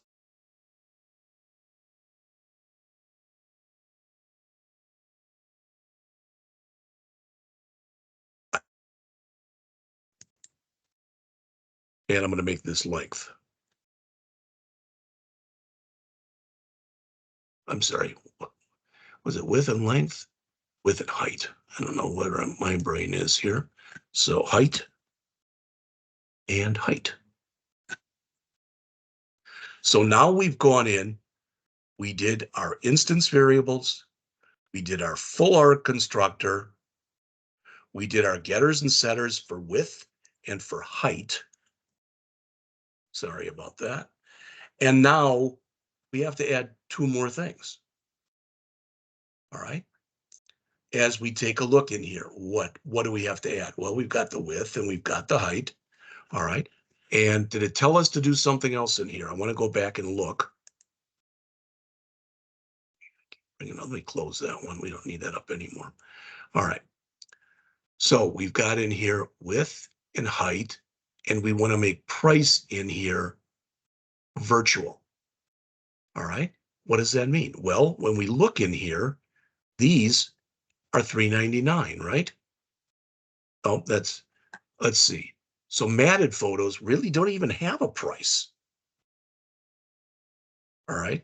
I should say unmatted or unframed photos were where we are right now. A photo has a price, but the price will all be based on this. And then we'll either add this to it or we'll add this to it. Okay, so I'll tell you what I did for this one. I didn't even put in a price here. All right, so what I'm telling you is this. When we go back and look at this, I put in the width, I put in the height, and now all I did was I overrode right here. So override, public override the string, and that's our toString. Okay, so that's all I did here. And for one of these, what we're supposed to put in here, it's pretty simple. All right, and that is I want to return the width. All right, plus the letter X. And if you say, I don't know what that means, you'll see it in a minute, plus the height. All right, I probably didn't even need those parens, but I did it like that.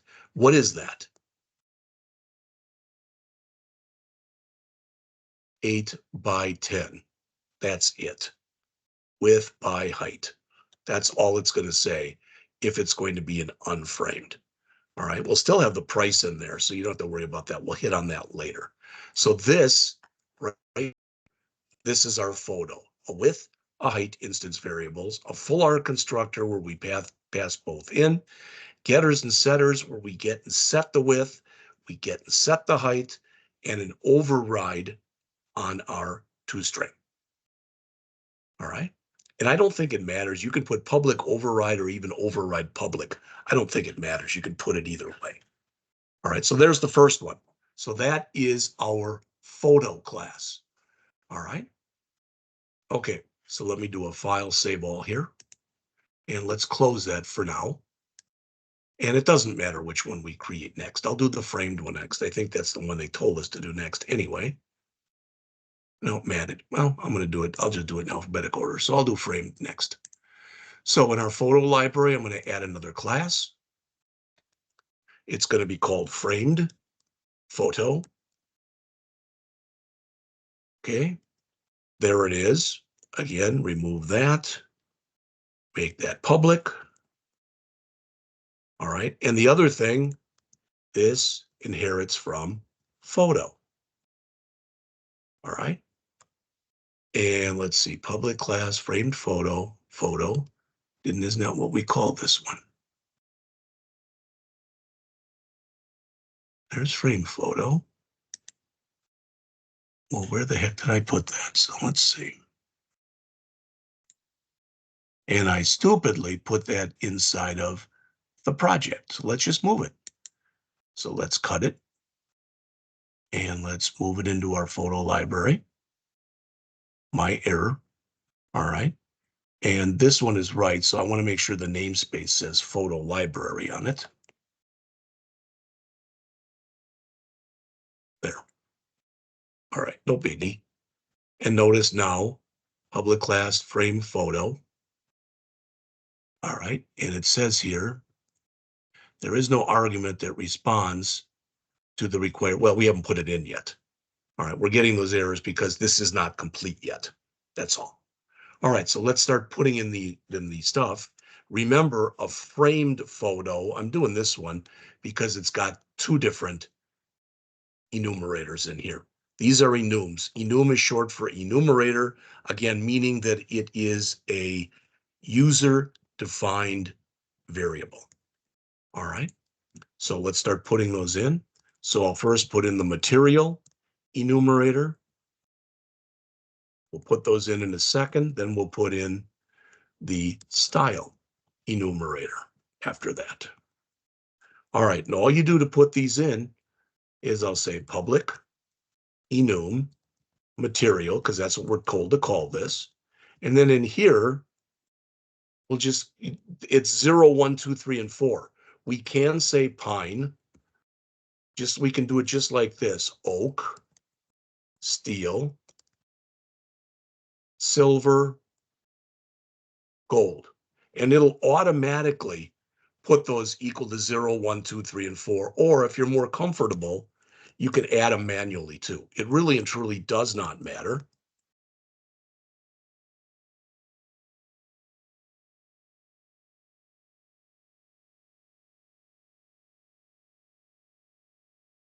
Okay, you can do it either way. It really and truly doesn't matter. I could, even those out. I don't care.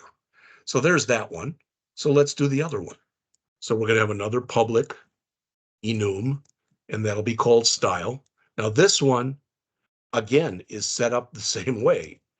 All right. When we do the other one in just a couple minutes, when we come in and do the matted class, those had different numbers. So those we have to manually put in, but these we don't. All right. So it's simple. Typically, you put these all in caps, just so you know. It's not mandatory, but I don't think I've ever seen them not in caps. All right. Basically, they are the equivalent of constants. So, oops, equals 0. Again, I wouldn't need that, but I'm just doing it anyway. So modern equal 1. Notice it's already filling that in for me. Antique equal 2. Vintage equal 3. And eclectic, and that's equal to 4. All right, so there's all of those. Okay, and so I have my two enumerators. It's still giving me an error. That error is going to go away. You'll have to take my word for it. All right. So there's no written rule. You'll notice I put the enumerators up on the top. There is no written rule that says you have to do that. To me, it just made more sense to put them up there. All right, so I'm going to create my instance variables now, and there'll be two of them. Material, and I just called it the material. Probably could have just called it material. And style, which I called the style.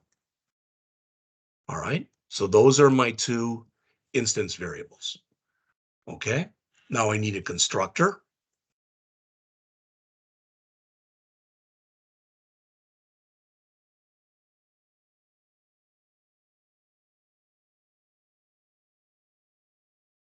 And remember, we're going to start with the width and the height, but those are going to be handled by the parent.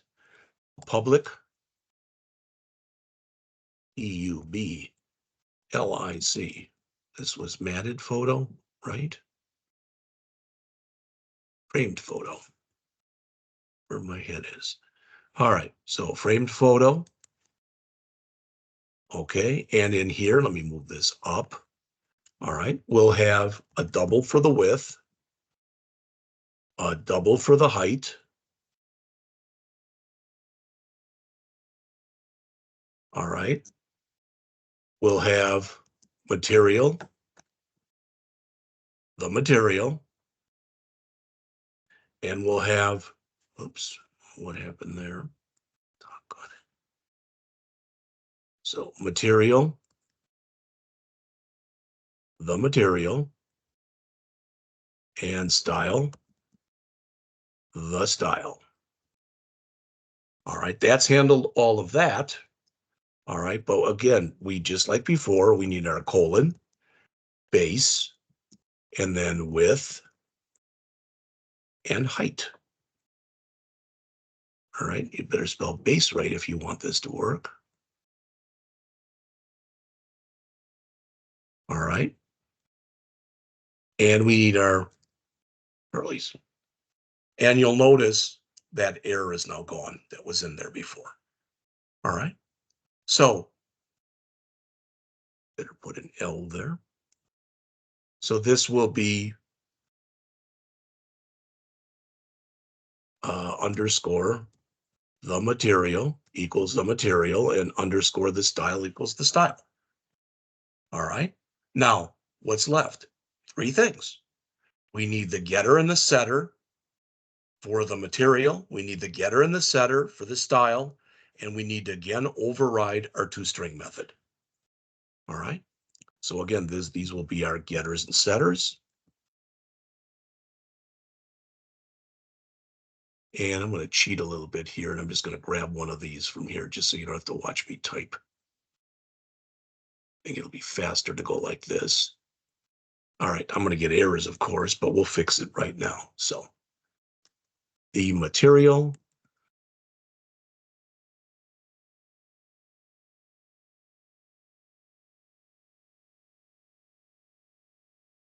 and that's not, that is an enum, and the material.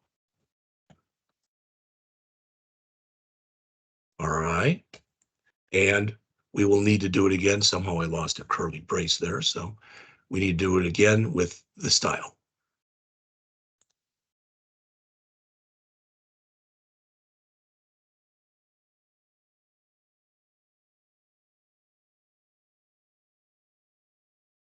We'll go back and we will review this entire thing when we get all done. Okay. All right. And I think all my errors, yep, they're all gone now. So the only other thing to do is to override the toString method. Okay. Let's grab the toString method we had from before. We'll grab that. And I'll paste it in. Get rid of some of those blank lines. All right, we want to return again. This will be different. Now, for the first time, I do want this. Okay, and I don't want to repeat this. So what I'm going to return here is base dot toString plus Now I'll add the new stuff. All right. So it's going to say framed plus the material dot toString plus a blank space plus the style dot toString. Okay. Wrap your head around that if you can. So that's going to say something like 8 by 10, and then the material. So 8 by 10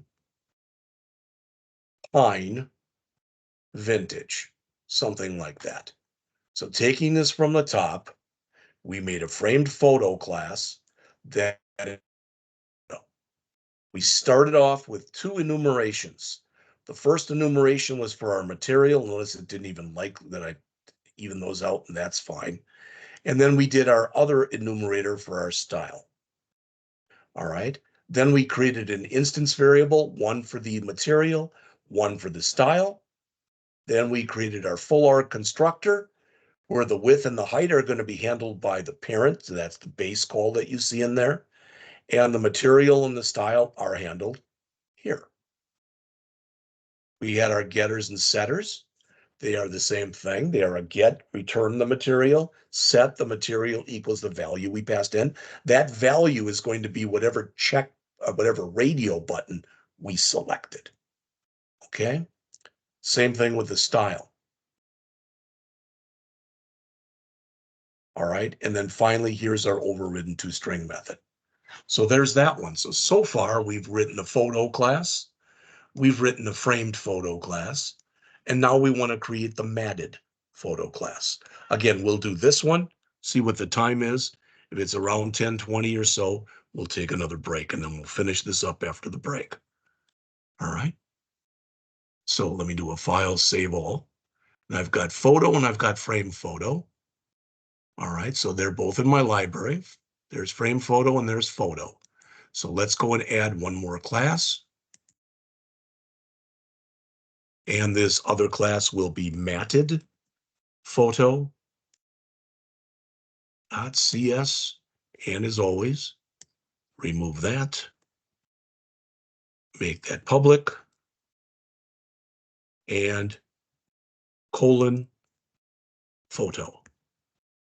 All right. Now, again, I'm getting that error just like before because I haven't written stuff that is required here. It says there is no argument given that corresponds to the required parameter width of photo.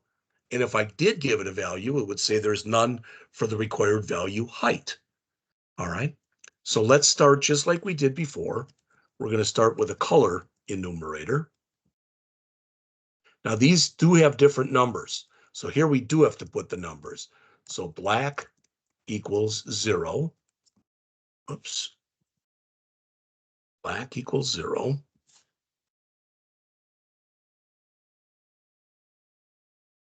Red equals 1. And why it's doing that? Oh, real smart, Jeff. Public enum color. That's why it's doing that. And let's put these in here and all those errors will go away. All right, so black is, and that's a comma, not a semicolon. So black is 0, red is 1, green is 2, blue is 4, and finally, white is 7.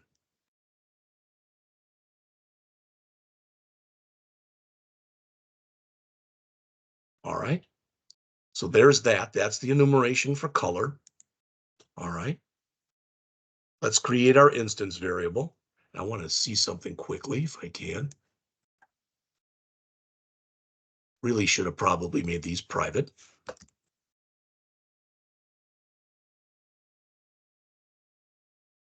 I'm keeping in style, so to speak, no pun intended there, but with the way I've been doing these. All right. I think they default to private anyway, but why take that chance? So I'll have here private color. And again, I just called it underscore the color. All right. Don't ask me why. It's just the way I did it. So we've got that enumeration, and let's put in our constructor.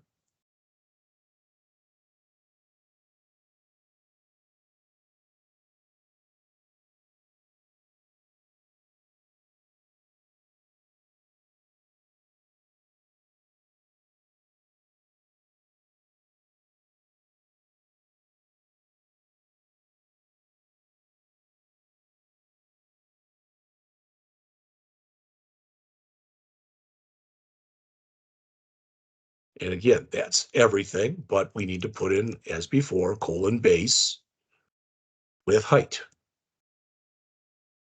All right, that error is gone, and that error is now gone.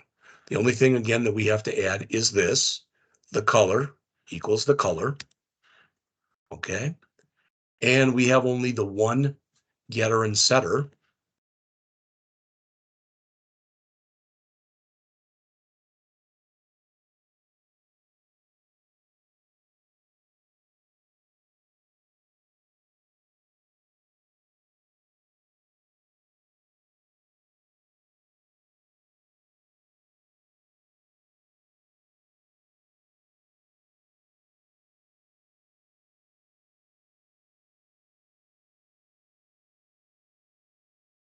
There's that. And then finally, we want to go and again override our toString method.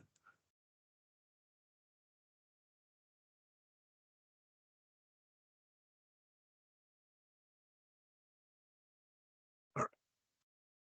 So we do want to return base.toString. Then we want to add to that.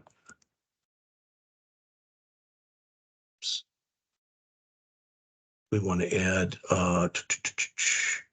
let's just do this, hit enter, space matted, space, plus the color dot toString. Okay. That is our matted class. So let's take a quick look at that. So matted photo had a color enumeration. I'm not going to read those. You can see them yourselves. We had our one instance variable, which was the color. We had a full arg constructor. Now, previously we had 4 values in there because we had 2 enumerations in the other one that we created in the frame photo. But now we've got 3, the height, the width, the height, and the color. Width and height, again, are being handled by the parent, and we have to handle the color. There's our getter that returns it. There's our setter that sets it. There's our overridden toString method. All right. It is 10:13. I don't know if I can do it in this amount of time, but I'm going to give you, in fact, I'll give you till 10:30. And what I'm going to do during that time is I'm going to come in here and I'm going to create this. All right. I don't think you have to watch me write an interface. And then when we get done, we'll write the code for this. There is enough. This is bigger than the other one was. This is probably, in fact, it's quite a few lines. It's going to take us most of the rest of the period to get this done. All right. All right. So let's take a break and come back at 10:30, please.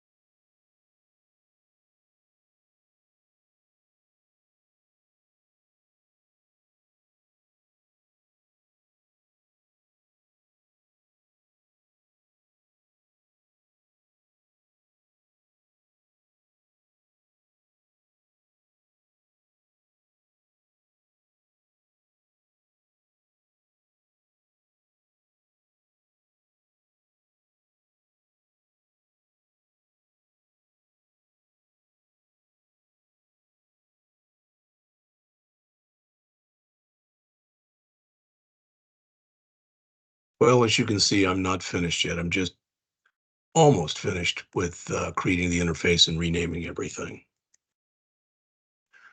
Just give me a second here, and I hopefully will get it done.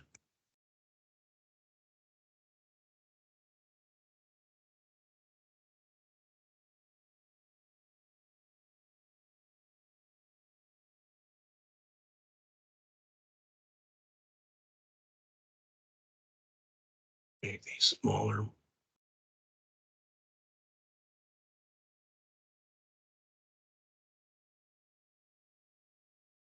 Okay.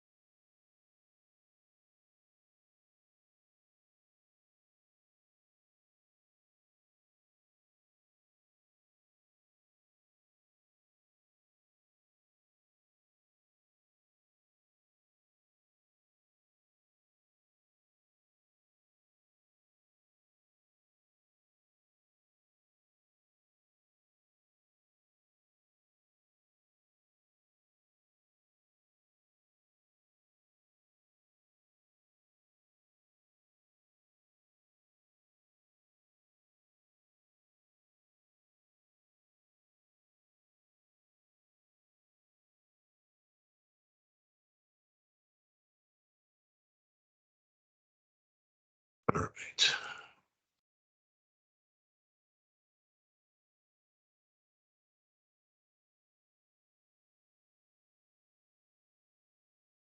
All right, I believe I'm done. I haven't set the tab order or anything, which is kind of a pain in the butt, so I'm not even going to worry about that for right now. Um, I will come in as I always do because I tell you to do it, and I will set my accept button to calculate, my cancel button to clear. I will tell it set its center screen, and I think they call this Photoshop. I don't know why, but all right. Now let's double click the calculate button. Let's double click the clear button, and let's double click the exit button. Okay, so we've got to start there. All right, so there it is. I want to very quickly, and I mean very quickly, because you watching me type is a waste of both our times. So let's make sure I renamed everything. Looks like I missed a couple group boxes. I think that's it. So let's see. So that should be group box color.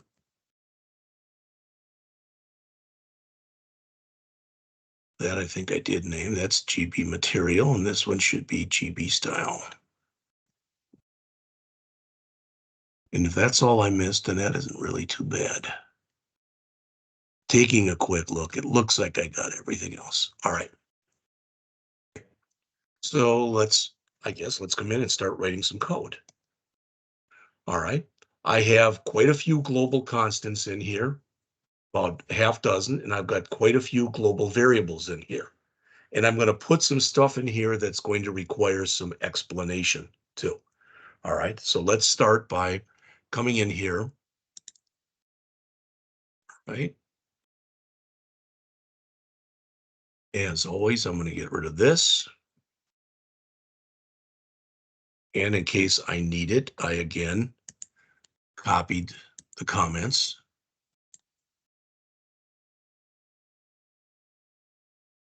All right, so I've got all that. Now like I said, let's come in and start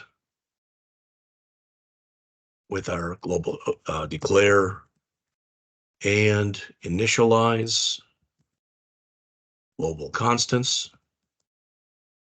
All right, like I said, there's a half dozen or so of them. So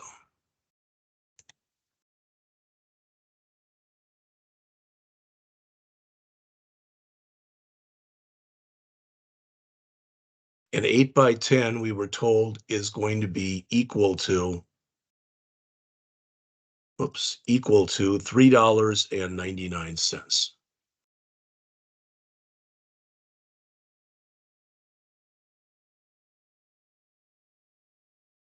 And by 12 is going to be equal to $5.99. That I call this next one other sizes. And that's equal to $9.99. So these are just frame sizes, I guess. Then didn't have to do this, but I put it in anyway. And that is unframed. I set that equal to 0 because there's no extra added cost for an unframed.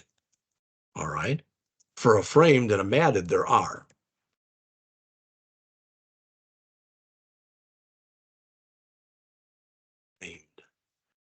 Framed is $25 and matted, I think, was $10.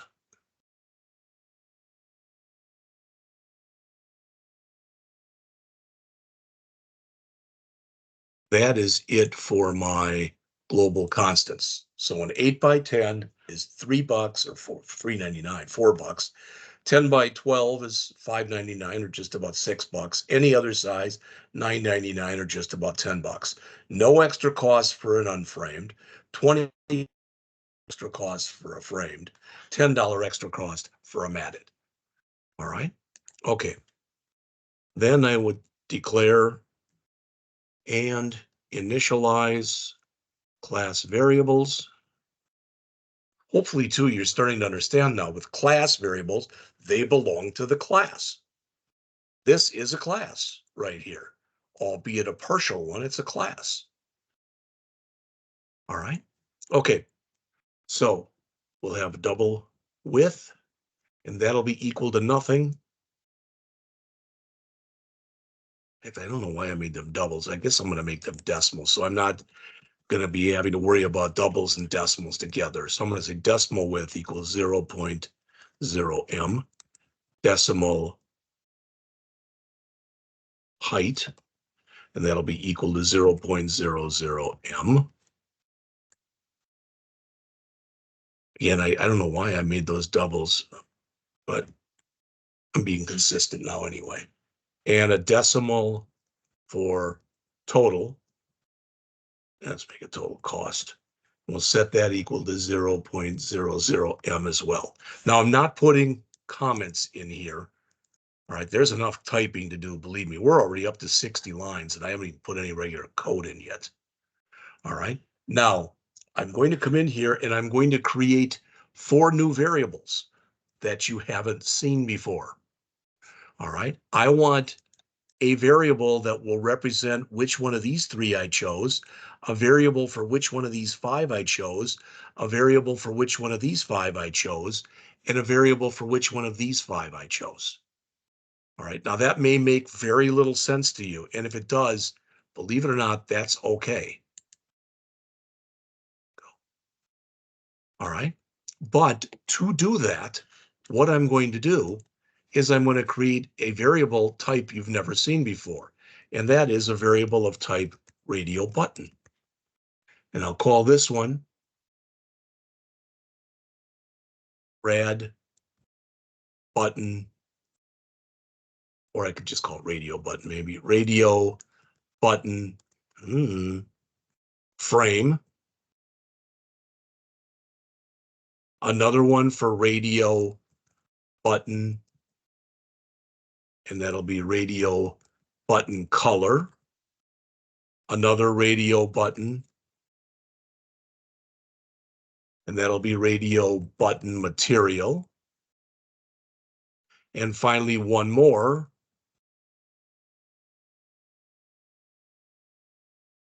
for style. All right. And again, those are going to be, and it's possible if I make this unframed, this one will be set and this one here will be set and none of these will be set. That's okay. All right. I'm also going to have 4 strings.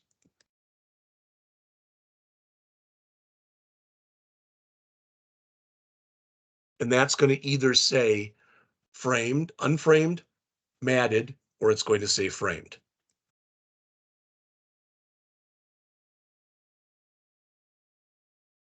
That you should already guess is going to say black, red, green, blue, or white.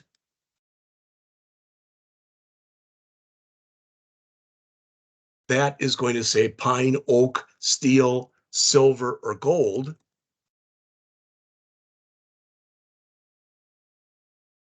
And that is going to say single, modern, antique, vintage, or eclectic.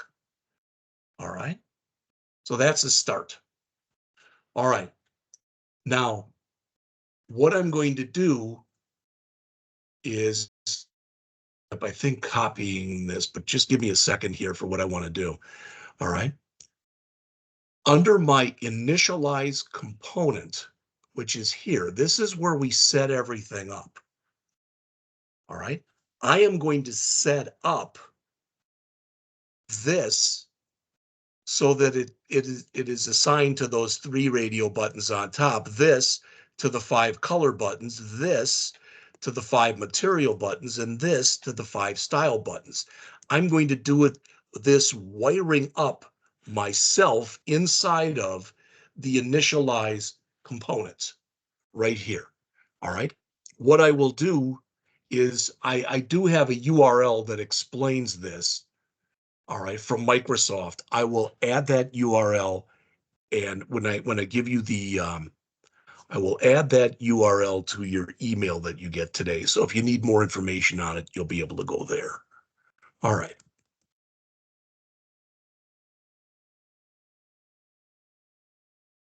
And I don't want to call it frame. I want to call it framed. All right. So radio button framed. All right. Dot check changed. That means anytime I change the radio button, plus equal new event handler. All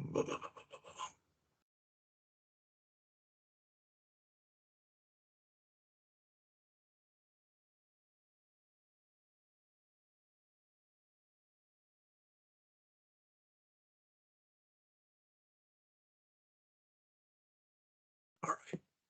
And I spelled that wrong, so we'll fix all this in a second. All right, now it's got here frame check changed, and I got to remember.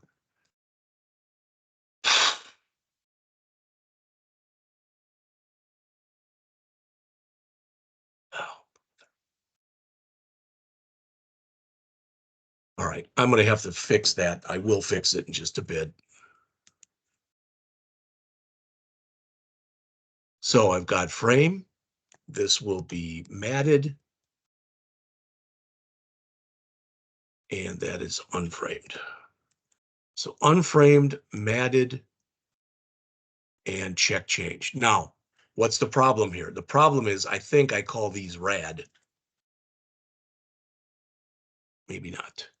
Let me look. So this is rad unframed, rad matted, and rad framed.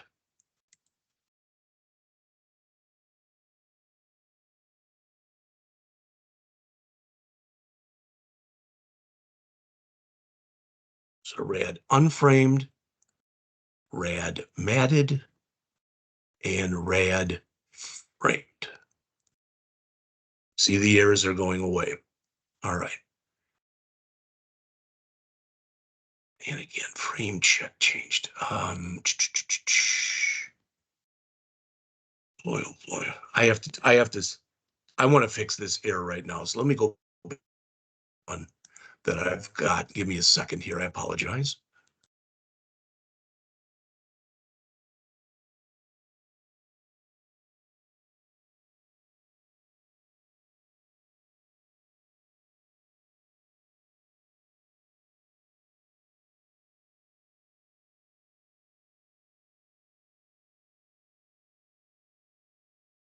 Someplace in here, view code.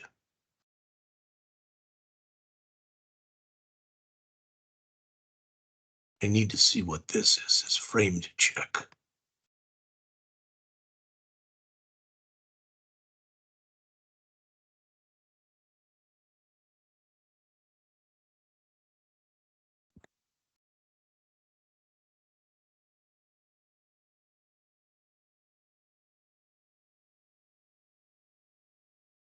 I'm going to see if I can get that to work. This is going to give me an error, so I'm going to have to I'm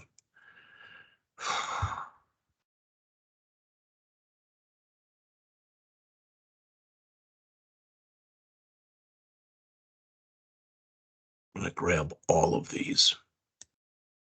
In fact, I'll grab everything because this will give you the URL as well.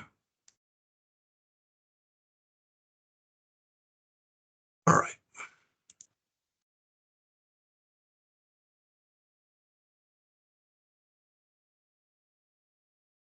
This is going to give me all sorts of errors. We'll fix them all right away.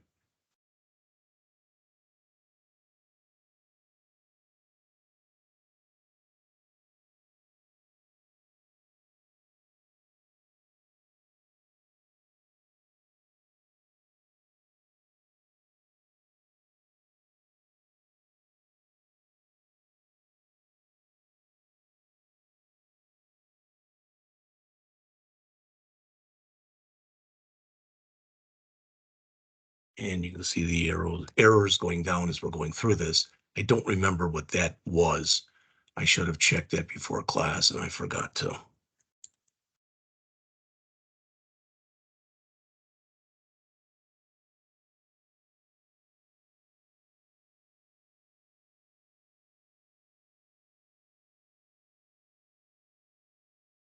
But we'll sneak in one more break before we finish, and I will look that up.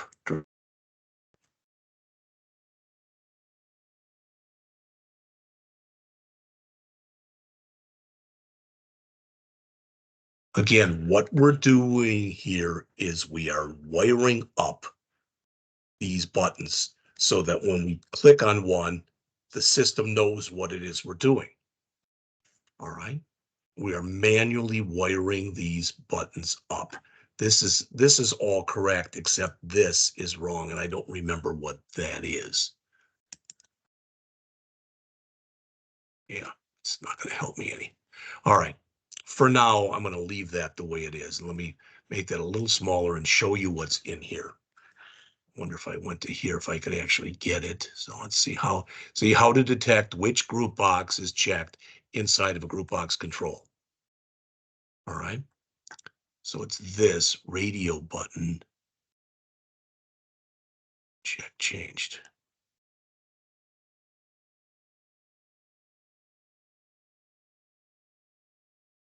It was explained in here.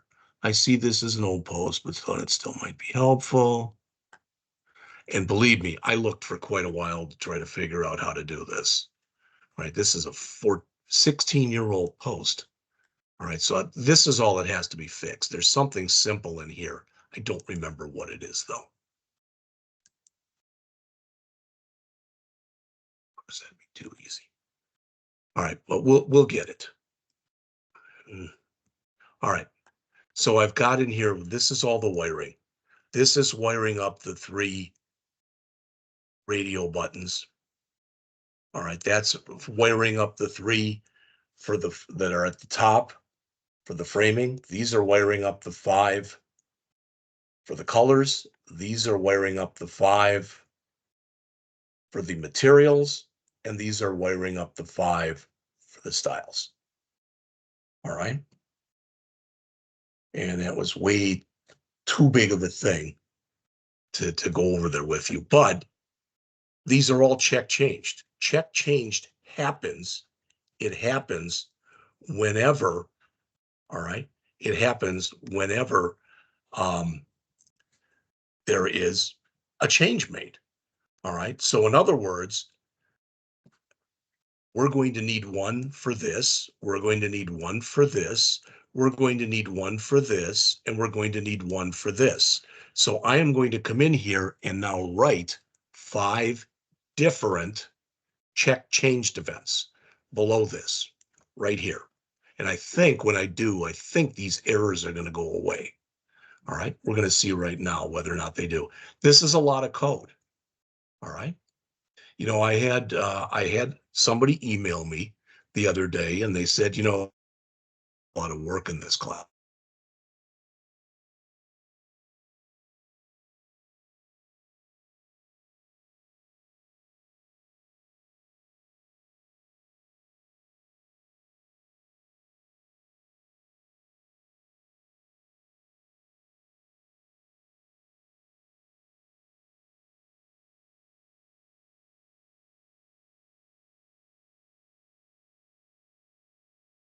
All right. So when I taught in Wisconsin, each course was 4 credits. Well, the course you're taking is 14 credits. So it's the equivalent of almost 5 of the courses that I taught. So yeah, there's a lot, but it's all for one class. All right, so let's come in here and write these. Hopefully I'm going to be able to manually do it like this, but we'll see. Private void.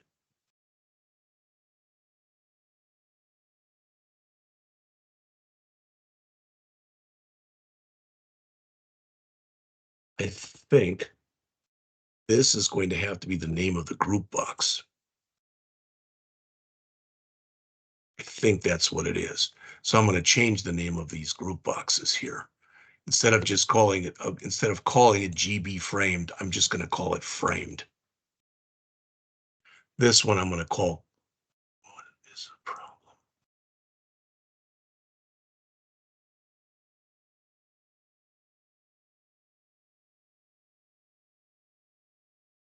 All right. Well, let's see if that fixes it. Let's see.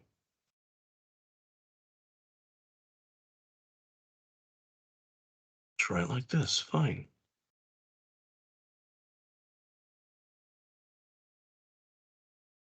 GB framed underscore check underscore changed object sender event args e. All right, that's good. All that means is I clicked one of the buttons in that checkbox. That's it. All right. So if sender is radio button. All right. Well, what does that mean? That means we clicked one of the radio buttons. All right. So let's see.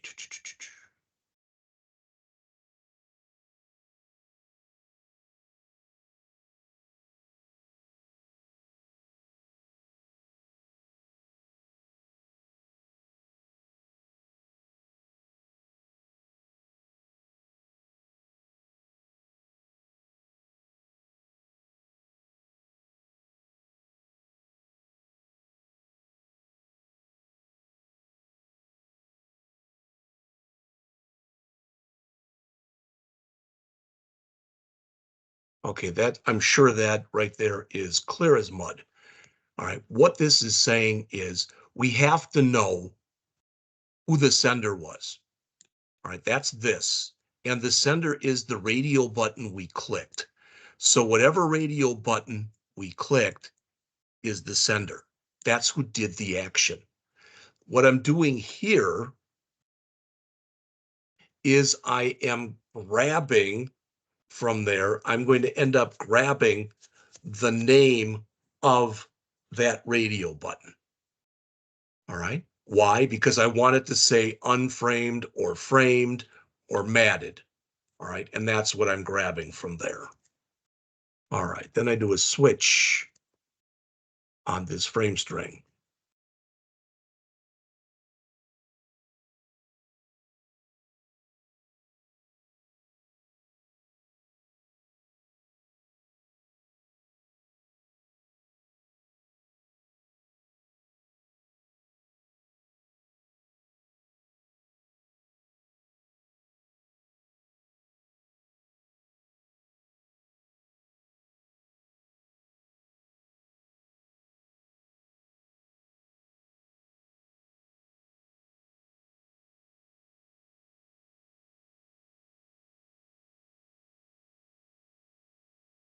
Okay, what's happening here in English? This says right here, this one says, if I choose this, unframed, I don't want any of these radio buttons to be able to be selected because there is no color with an unframed. There is no material with an unframed. There is no style with an unframed. All right. That's what we want. Now, if we click matted here, if we click that one, all right, then we want what? We want the color to be enabled. And we'll even set the first one. So we'll set it to black. We want this and this to be disabled. Finally, if I choose framed, I want this to be enabled and this to be enabled, and I'll choose this one and this one by default. All right, so that's what I'm doing right now. All right. Like I said, probably about as clear as mud.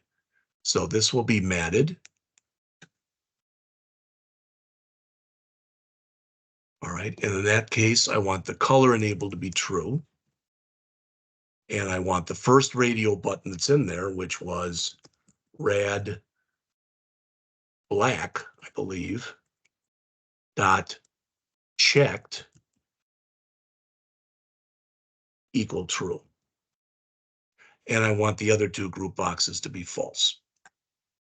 All right.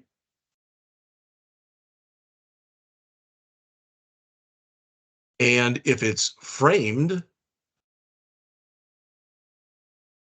okay, I want the color to be disabled.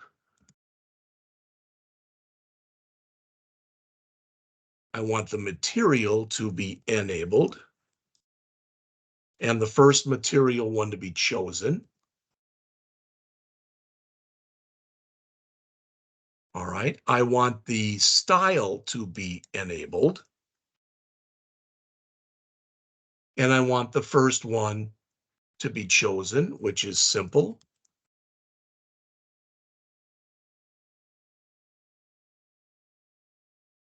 All right. Now, what that is that's the first one. That's just the first one. And if you say, I don't have a flaming clue as to what you're talking about, watch if you would. Let me save this and run it.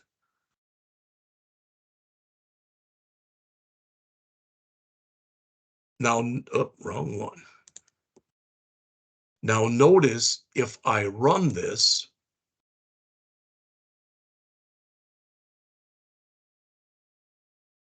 of course it'll give me errors now. Oh, I still have all those errors in there. Good gravy. All right, well, if I run it and it worked, if I click here, nothing is going to be highlighted. If I click here, all right, then these I can choose from, and black will be highlighted by default.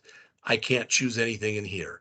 And if I click here, this will be grayed out or disabled. I can go in any of the ones in here, and by default, this one will be chosen and this one will be chosen. That's what I'm telling you. All right. And the reason that it's not working right now is I need to make those check changed events for the other ones. Unfortunately, they're not real long like this last one was. All right, so let's go back to here. So that is the framed.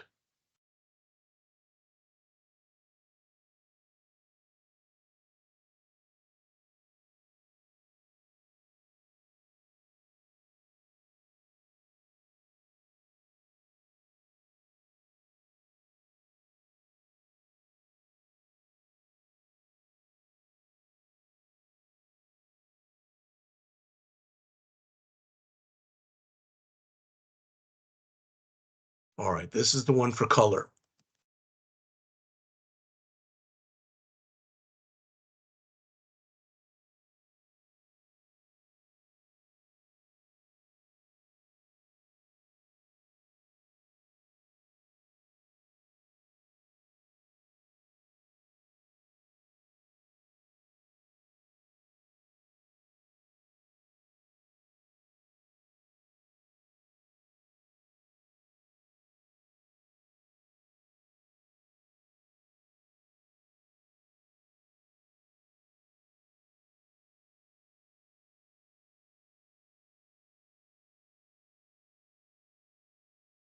Okay. And again, I'm just going to be grabbing the name from there. Okay. So that's kind of nice because there's not that much to type there. So now I need a private void GB material. Check changed.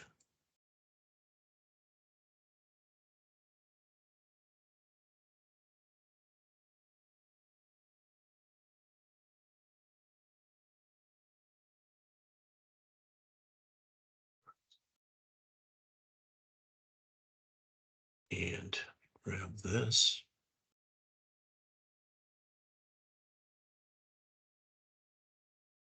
All right. If the sender is a radio button, then radio button material.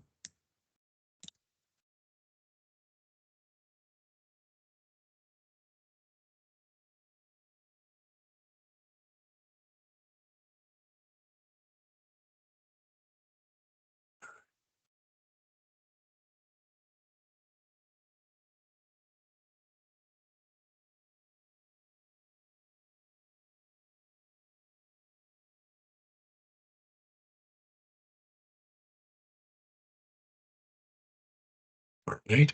And then the style.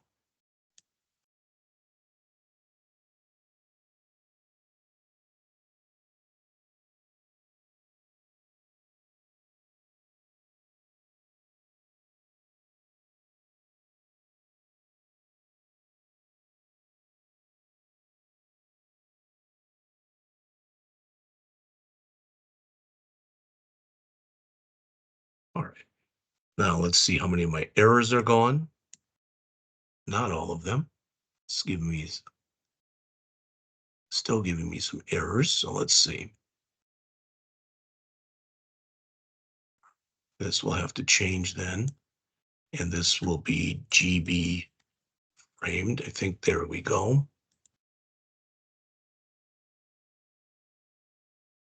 This will be GB color.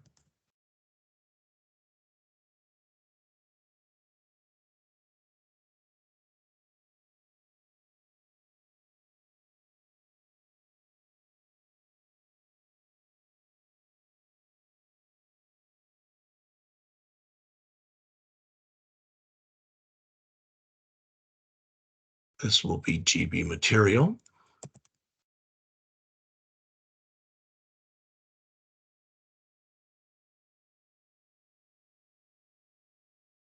And this will be GB style.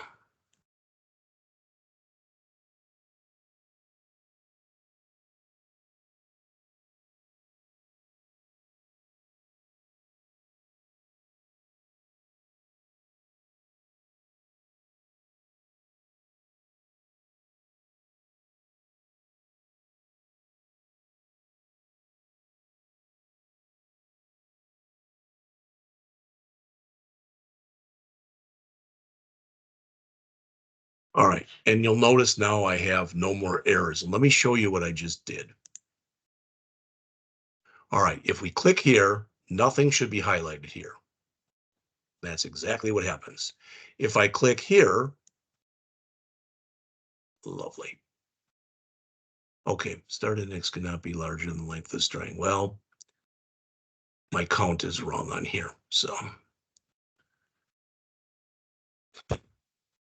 I'm going to go through the rest of this. And you know what I'm going to do? I'm not going to make you do this one. I'm only going to make you do 1 and 3.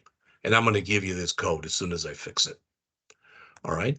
This is much, much, much, much, much harder than what your test is going to be. All right. I mean, it's not even close, but I'm gonna go and write this for you anyway. All right. And what I'll do is I'll go till 11:30 and get as much code written as I can. Then after 11:30, I'm going to let you go and I'm just going to send you the completed copy of this. Okay, so I'll do all that. All right, so this is the calculate. So let me just start writing.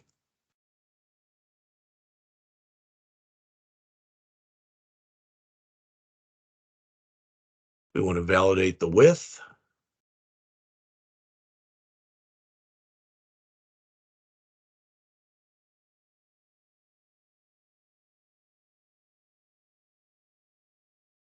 If the width is valid, we want to validate the height.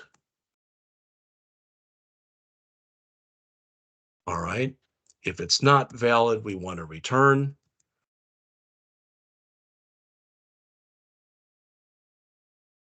All right. For now, we'll just comment this one out and I'll uncomment it in just a minute. Here, we want to say if keep going, meaning we had a valid height and we had a valid width. Then we want to calculate the cost. Okay. So we'll do all that in just a second. First, let's come in here and let's write this one to validate the width.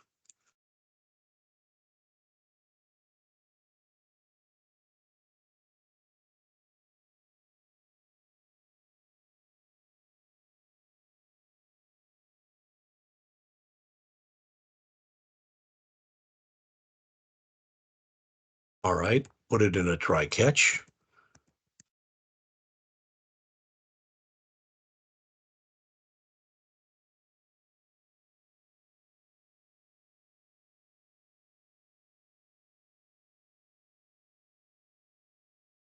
Okay, and I didn't bring in my exit, so let me bring in that because it's got the show error message in it.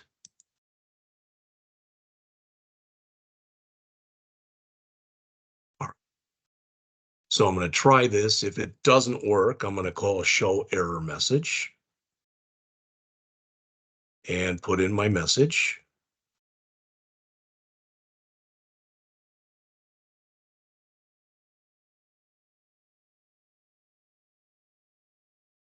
And then the type of error it was.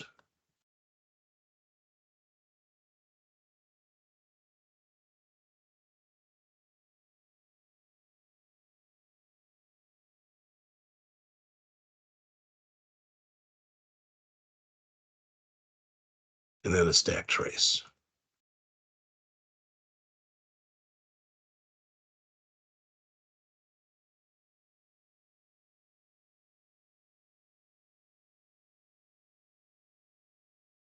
Okay. All right. So that is what's going to happen if it fails, but I'm going to say here width equal convert. I have a variable for the width, didn't I? There's the width. So width equal convert dot to decimal txt width dot text dot trim. All right, and return true. Okay. Otherwise, I want to return false. All right, all my errors are now gone.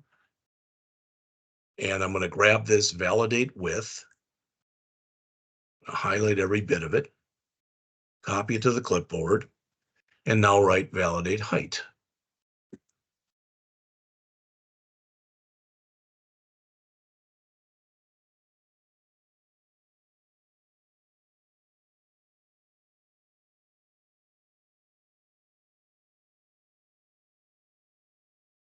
All right. So that will validate the width. If it's valid, now we can validate the height. If it's invalid, we'll return. If the height is valid and the width is valid, we can now calculate the cost. All right. Now,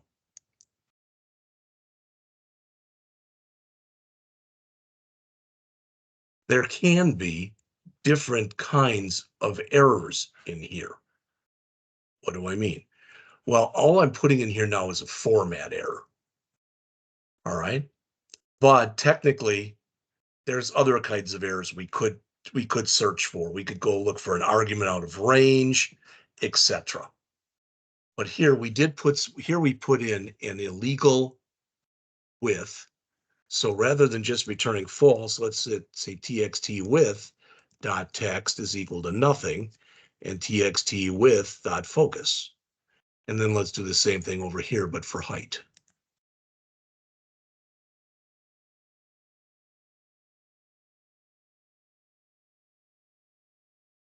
And rather than format exception, let's just put exception in here because that'll handle any kind of exception that gets thrown. That's going to be a cleaner way of doing it. All right. And I'll make this EX, which means I'll have to change all these.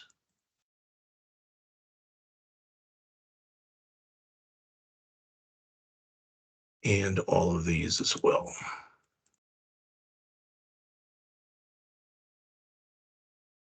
Okay. All right. That's handled all of that. So we validated the width and we have validated the height. Now we have to calculate the cost.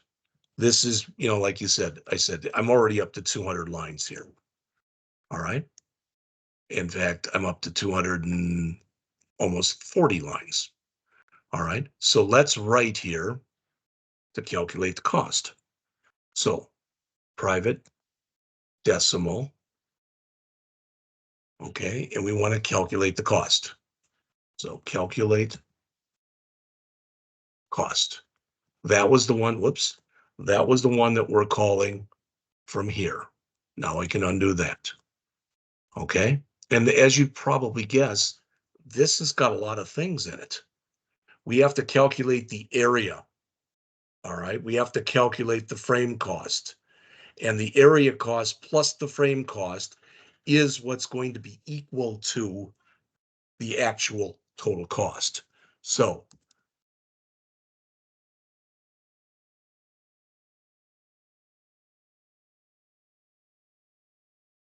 hasn't been written yet. We'll put it right underneath here.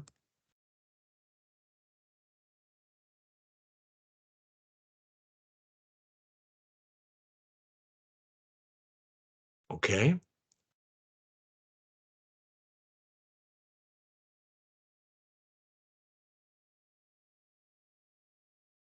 And then that TXT where we put cost,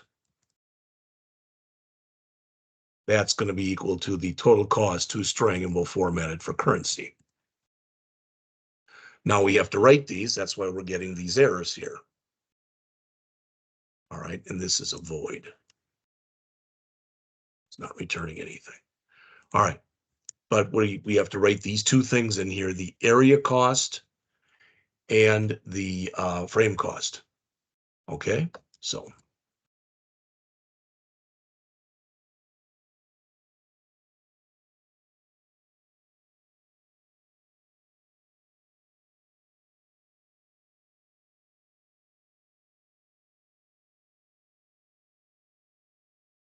well, what is area? It's width times height. All right. That's going to be the area cost that we're going to figure out in just a minute. Now it's equal to 000 M. All right, so let's switch on that area that we just figured out.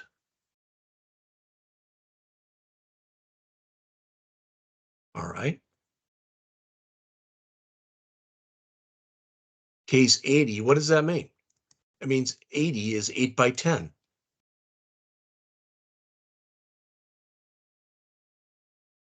Remember, we had a thing that we called 8x 10. If it's 120, it's 10 by 12. In fact, I think it's going to need the M in here.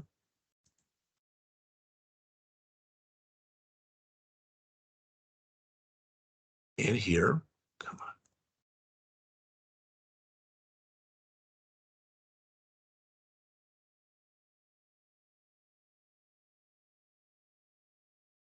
And if it's anything else, we have a thing in here that's called other sizes. Okay. So we've now handled that. We've now figured out the area cost. So that's half of it. So we better return the area cost. So it's either going to be 8 by 10. And remember, an 8 by 10 was $4, or it'll be 10 by 12, which is $6, or it'll be $10, and I'm rounding up by a penny, but I think you get what I'm saying. All right. So we've got all that, but now we still have to calculate the frame cost. All right. And this, believe me, we could spend a whole period just on calculating the frame cost. This had a lot of components to it.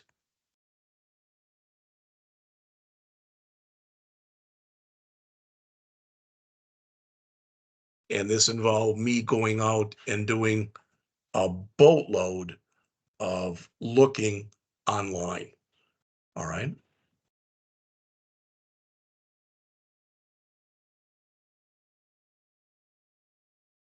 That's going to be FC is going to be the frame cost.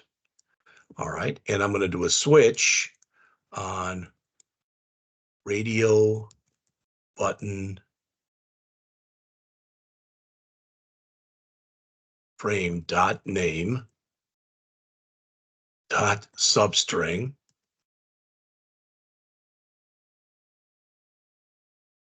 $11.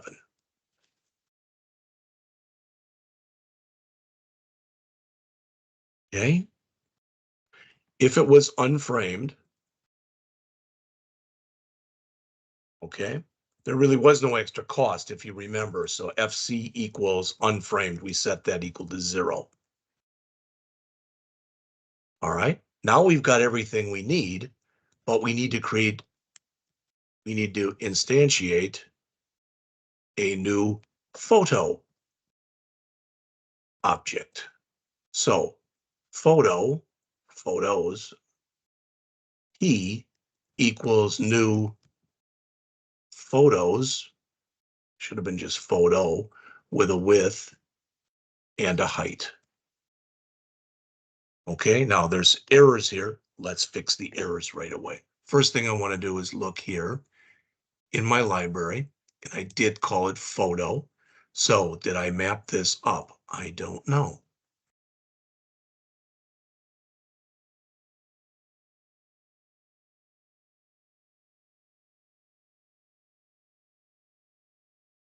No, I did not. So it's not hooked up right now to the photo library. Now it is.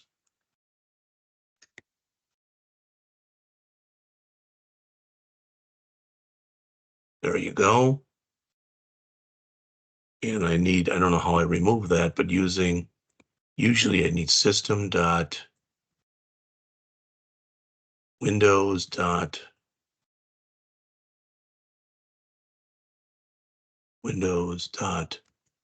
thought it was forms. The heck is that?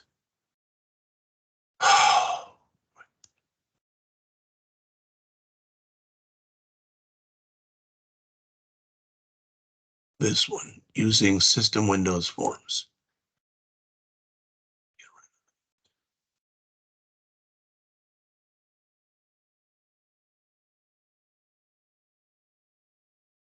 Oh, it doesn't like something that I'm doing in here, so just says that it's unnecessary, but I think we'll need it. But for now, then I'll comment it out.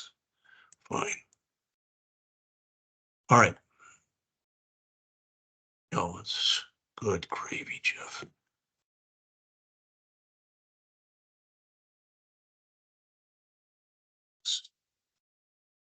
Get rid of this one.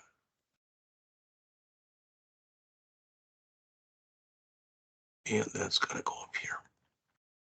If it's not there, or it is there. So now I can say using photo library. There we go. Now it should recognize that stuff.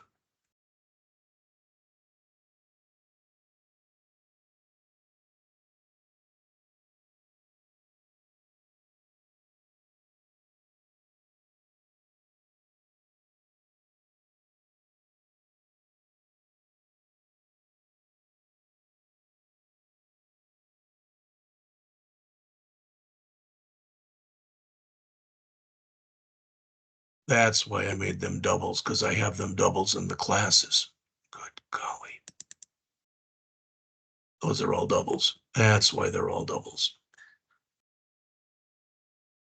Let's go back in here. And let's do a a mass change. So edit, find and replace. Let's do a quick replace, and we'll replace every decimal with double. Okay. Which means, of course, I don't use the M's.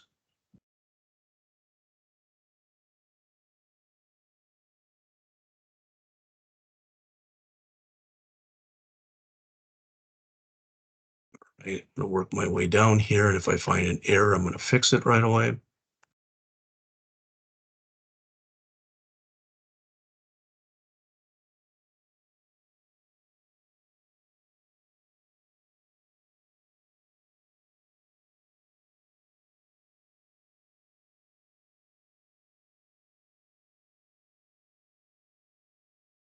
All right, that gets us back down to here. That's good.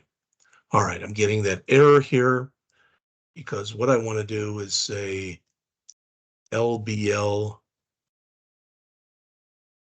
description dot text equals P dot toString. ToString.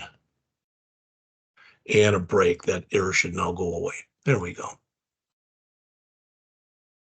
All right, so there's my unframed, and I need my matted, and I need my framed.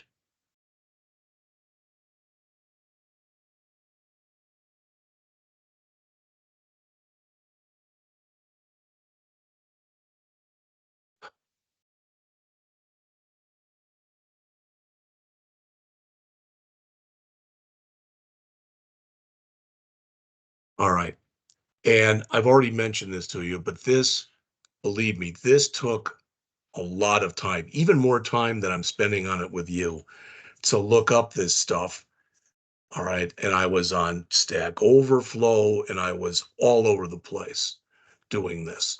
And I think that this is exactly what I did with the class last time I taught it. And that is, we were going through it and I realized about halfway through it, how can I expect people to get this?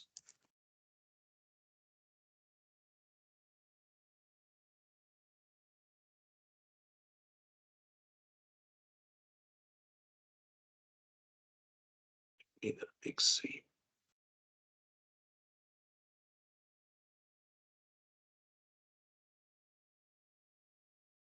This, like I said, this is a pain in the butt. So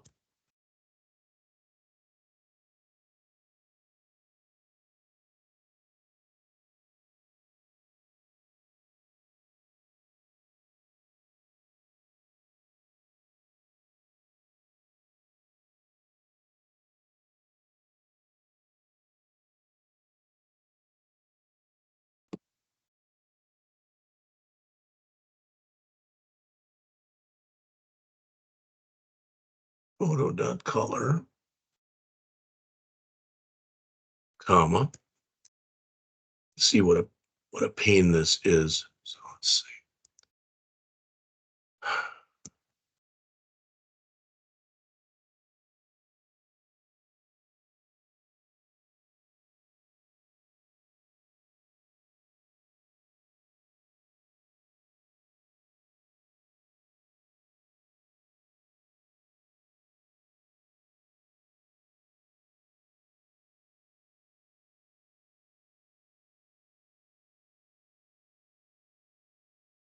Color,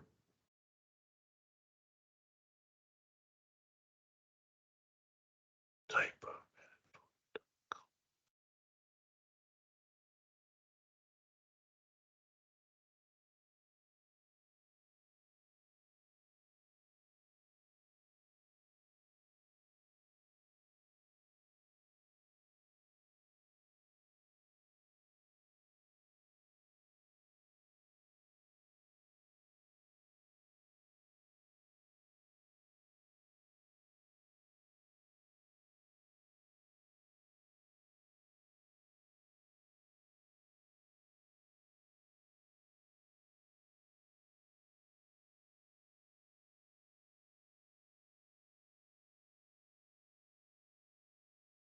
I want to just copy this and make the changes.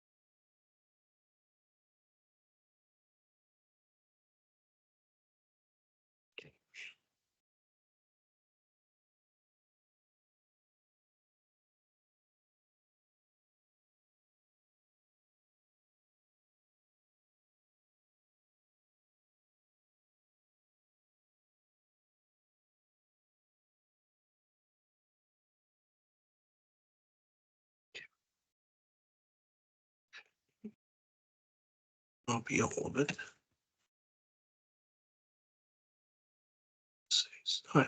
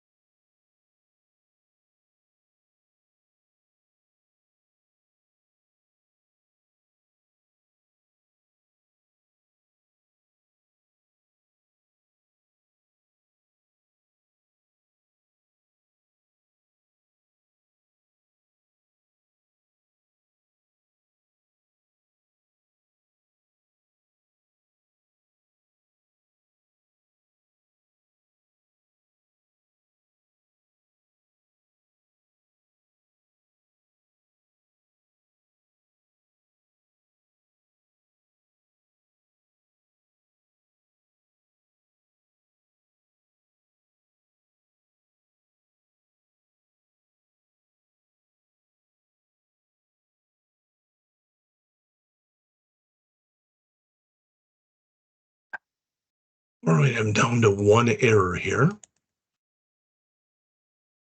Hopefully that's it.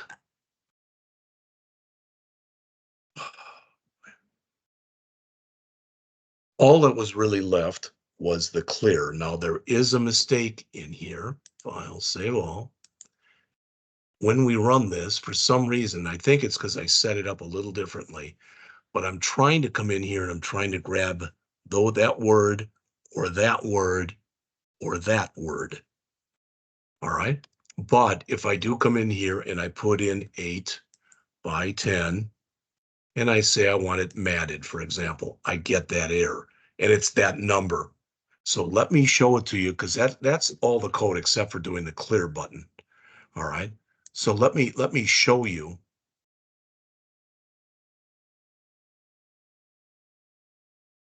Let's go back to here.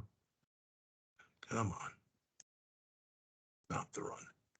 All right. Let me just show you the working copy of it. All right. It's actually a pretty cool program. But why, when they did this, they expected that people are going to like, oh, yeah, I get all that, was kind of beyond me. So let me bring up, oh, this is the working copy. I've got it over here. All right. So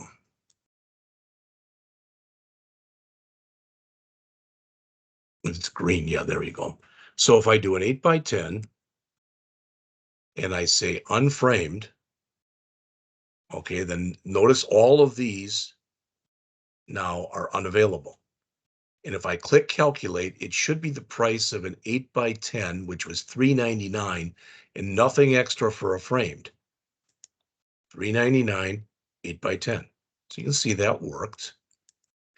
If we do a 10 by 12 unframed, all right, then it should be $5.99, and it is. And finally, if we do any other size, so let's just put in here 20 by 20. That's another size, so that should be $9.99. All right, all those work. Then if we switch, so let me clear. Now notice none of these are highlighted. If I go to matted, now this one is chosen by default and all these are available. So I can click on any of these now, but I cannot choose anything in here. All right, so if I make an 8 by 10 here, all right, that was regularly $3.99. And then the cost of a mat, I think, was $9.99 or something like that. I don't know. So $13.99, 8 by 10 matted white. I made that uppercase. You'll notice if I change it, it changes to blue, etc. If I make this a 10 by 12, this price will change. It'll be more expensive, $15.99, and it's 10 by 12 matted green. And finally, if I go back to black and I change the size, so let's just make this 20 by 20 again. And you'll notice it's now $19.99, 20 by 20 matted black. Finally, if I come in here and let's just do the 8 by 10. Oops. Do the 8 by 10. And if I do unframe, now notice now I can't choose any of these, but all of these are available. So if I choose silver, eclectic, all right, there's going to be a cost for material and a cost for style and a cost for framed. So notice that's $28.99 and it's 8 by 10 framed silver eclectic. All right, and if I change this and make it 10 by 12 and change this to oak and to modern, let's say, the price changes. Finally, if I make it some other price, and again, I'll just make it gold and simple as an example. That's the highest one that we have, $34.99, and it's gold simple. All right, this was a kind of a pain in the behind. I think I'm going to give you all this copy right here because this one works. All right, I did the other one for you. You are expected to do number 1 and number 3. That is the extended bank login is number 3, and then number 1, which is the letter. I will not expect you to do this one. So again, on here, you will do number 1, the letters. You don't have to do number 2. I'm giving it to you. And you do have to do number 3. Now, for number 3, notice, and he didn't put much of anything in here because the difference between these is the minimum balance. I made mine 25. You can make yours 0 or 25. It's up to you. But here the minimum is 1,000, and here the minimum is 5,000.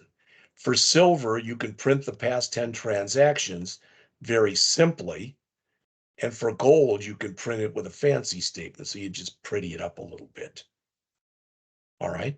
There is a 1% transaction fee. So every time you make a withdrawal, you get a 1% charge if you have a bronze account or if you have a silver account. But if you don't, there is no transaction fee. So what you are expected to do is number 1 with the letters and number 3 following these requirements. All right. Tomorrow when I come back, again, I mentioned this to you before. I'm going to say it again. I'll be done in 2 minutes. Tomorrow, what I am going to do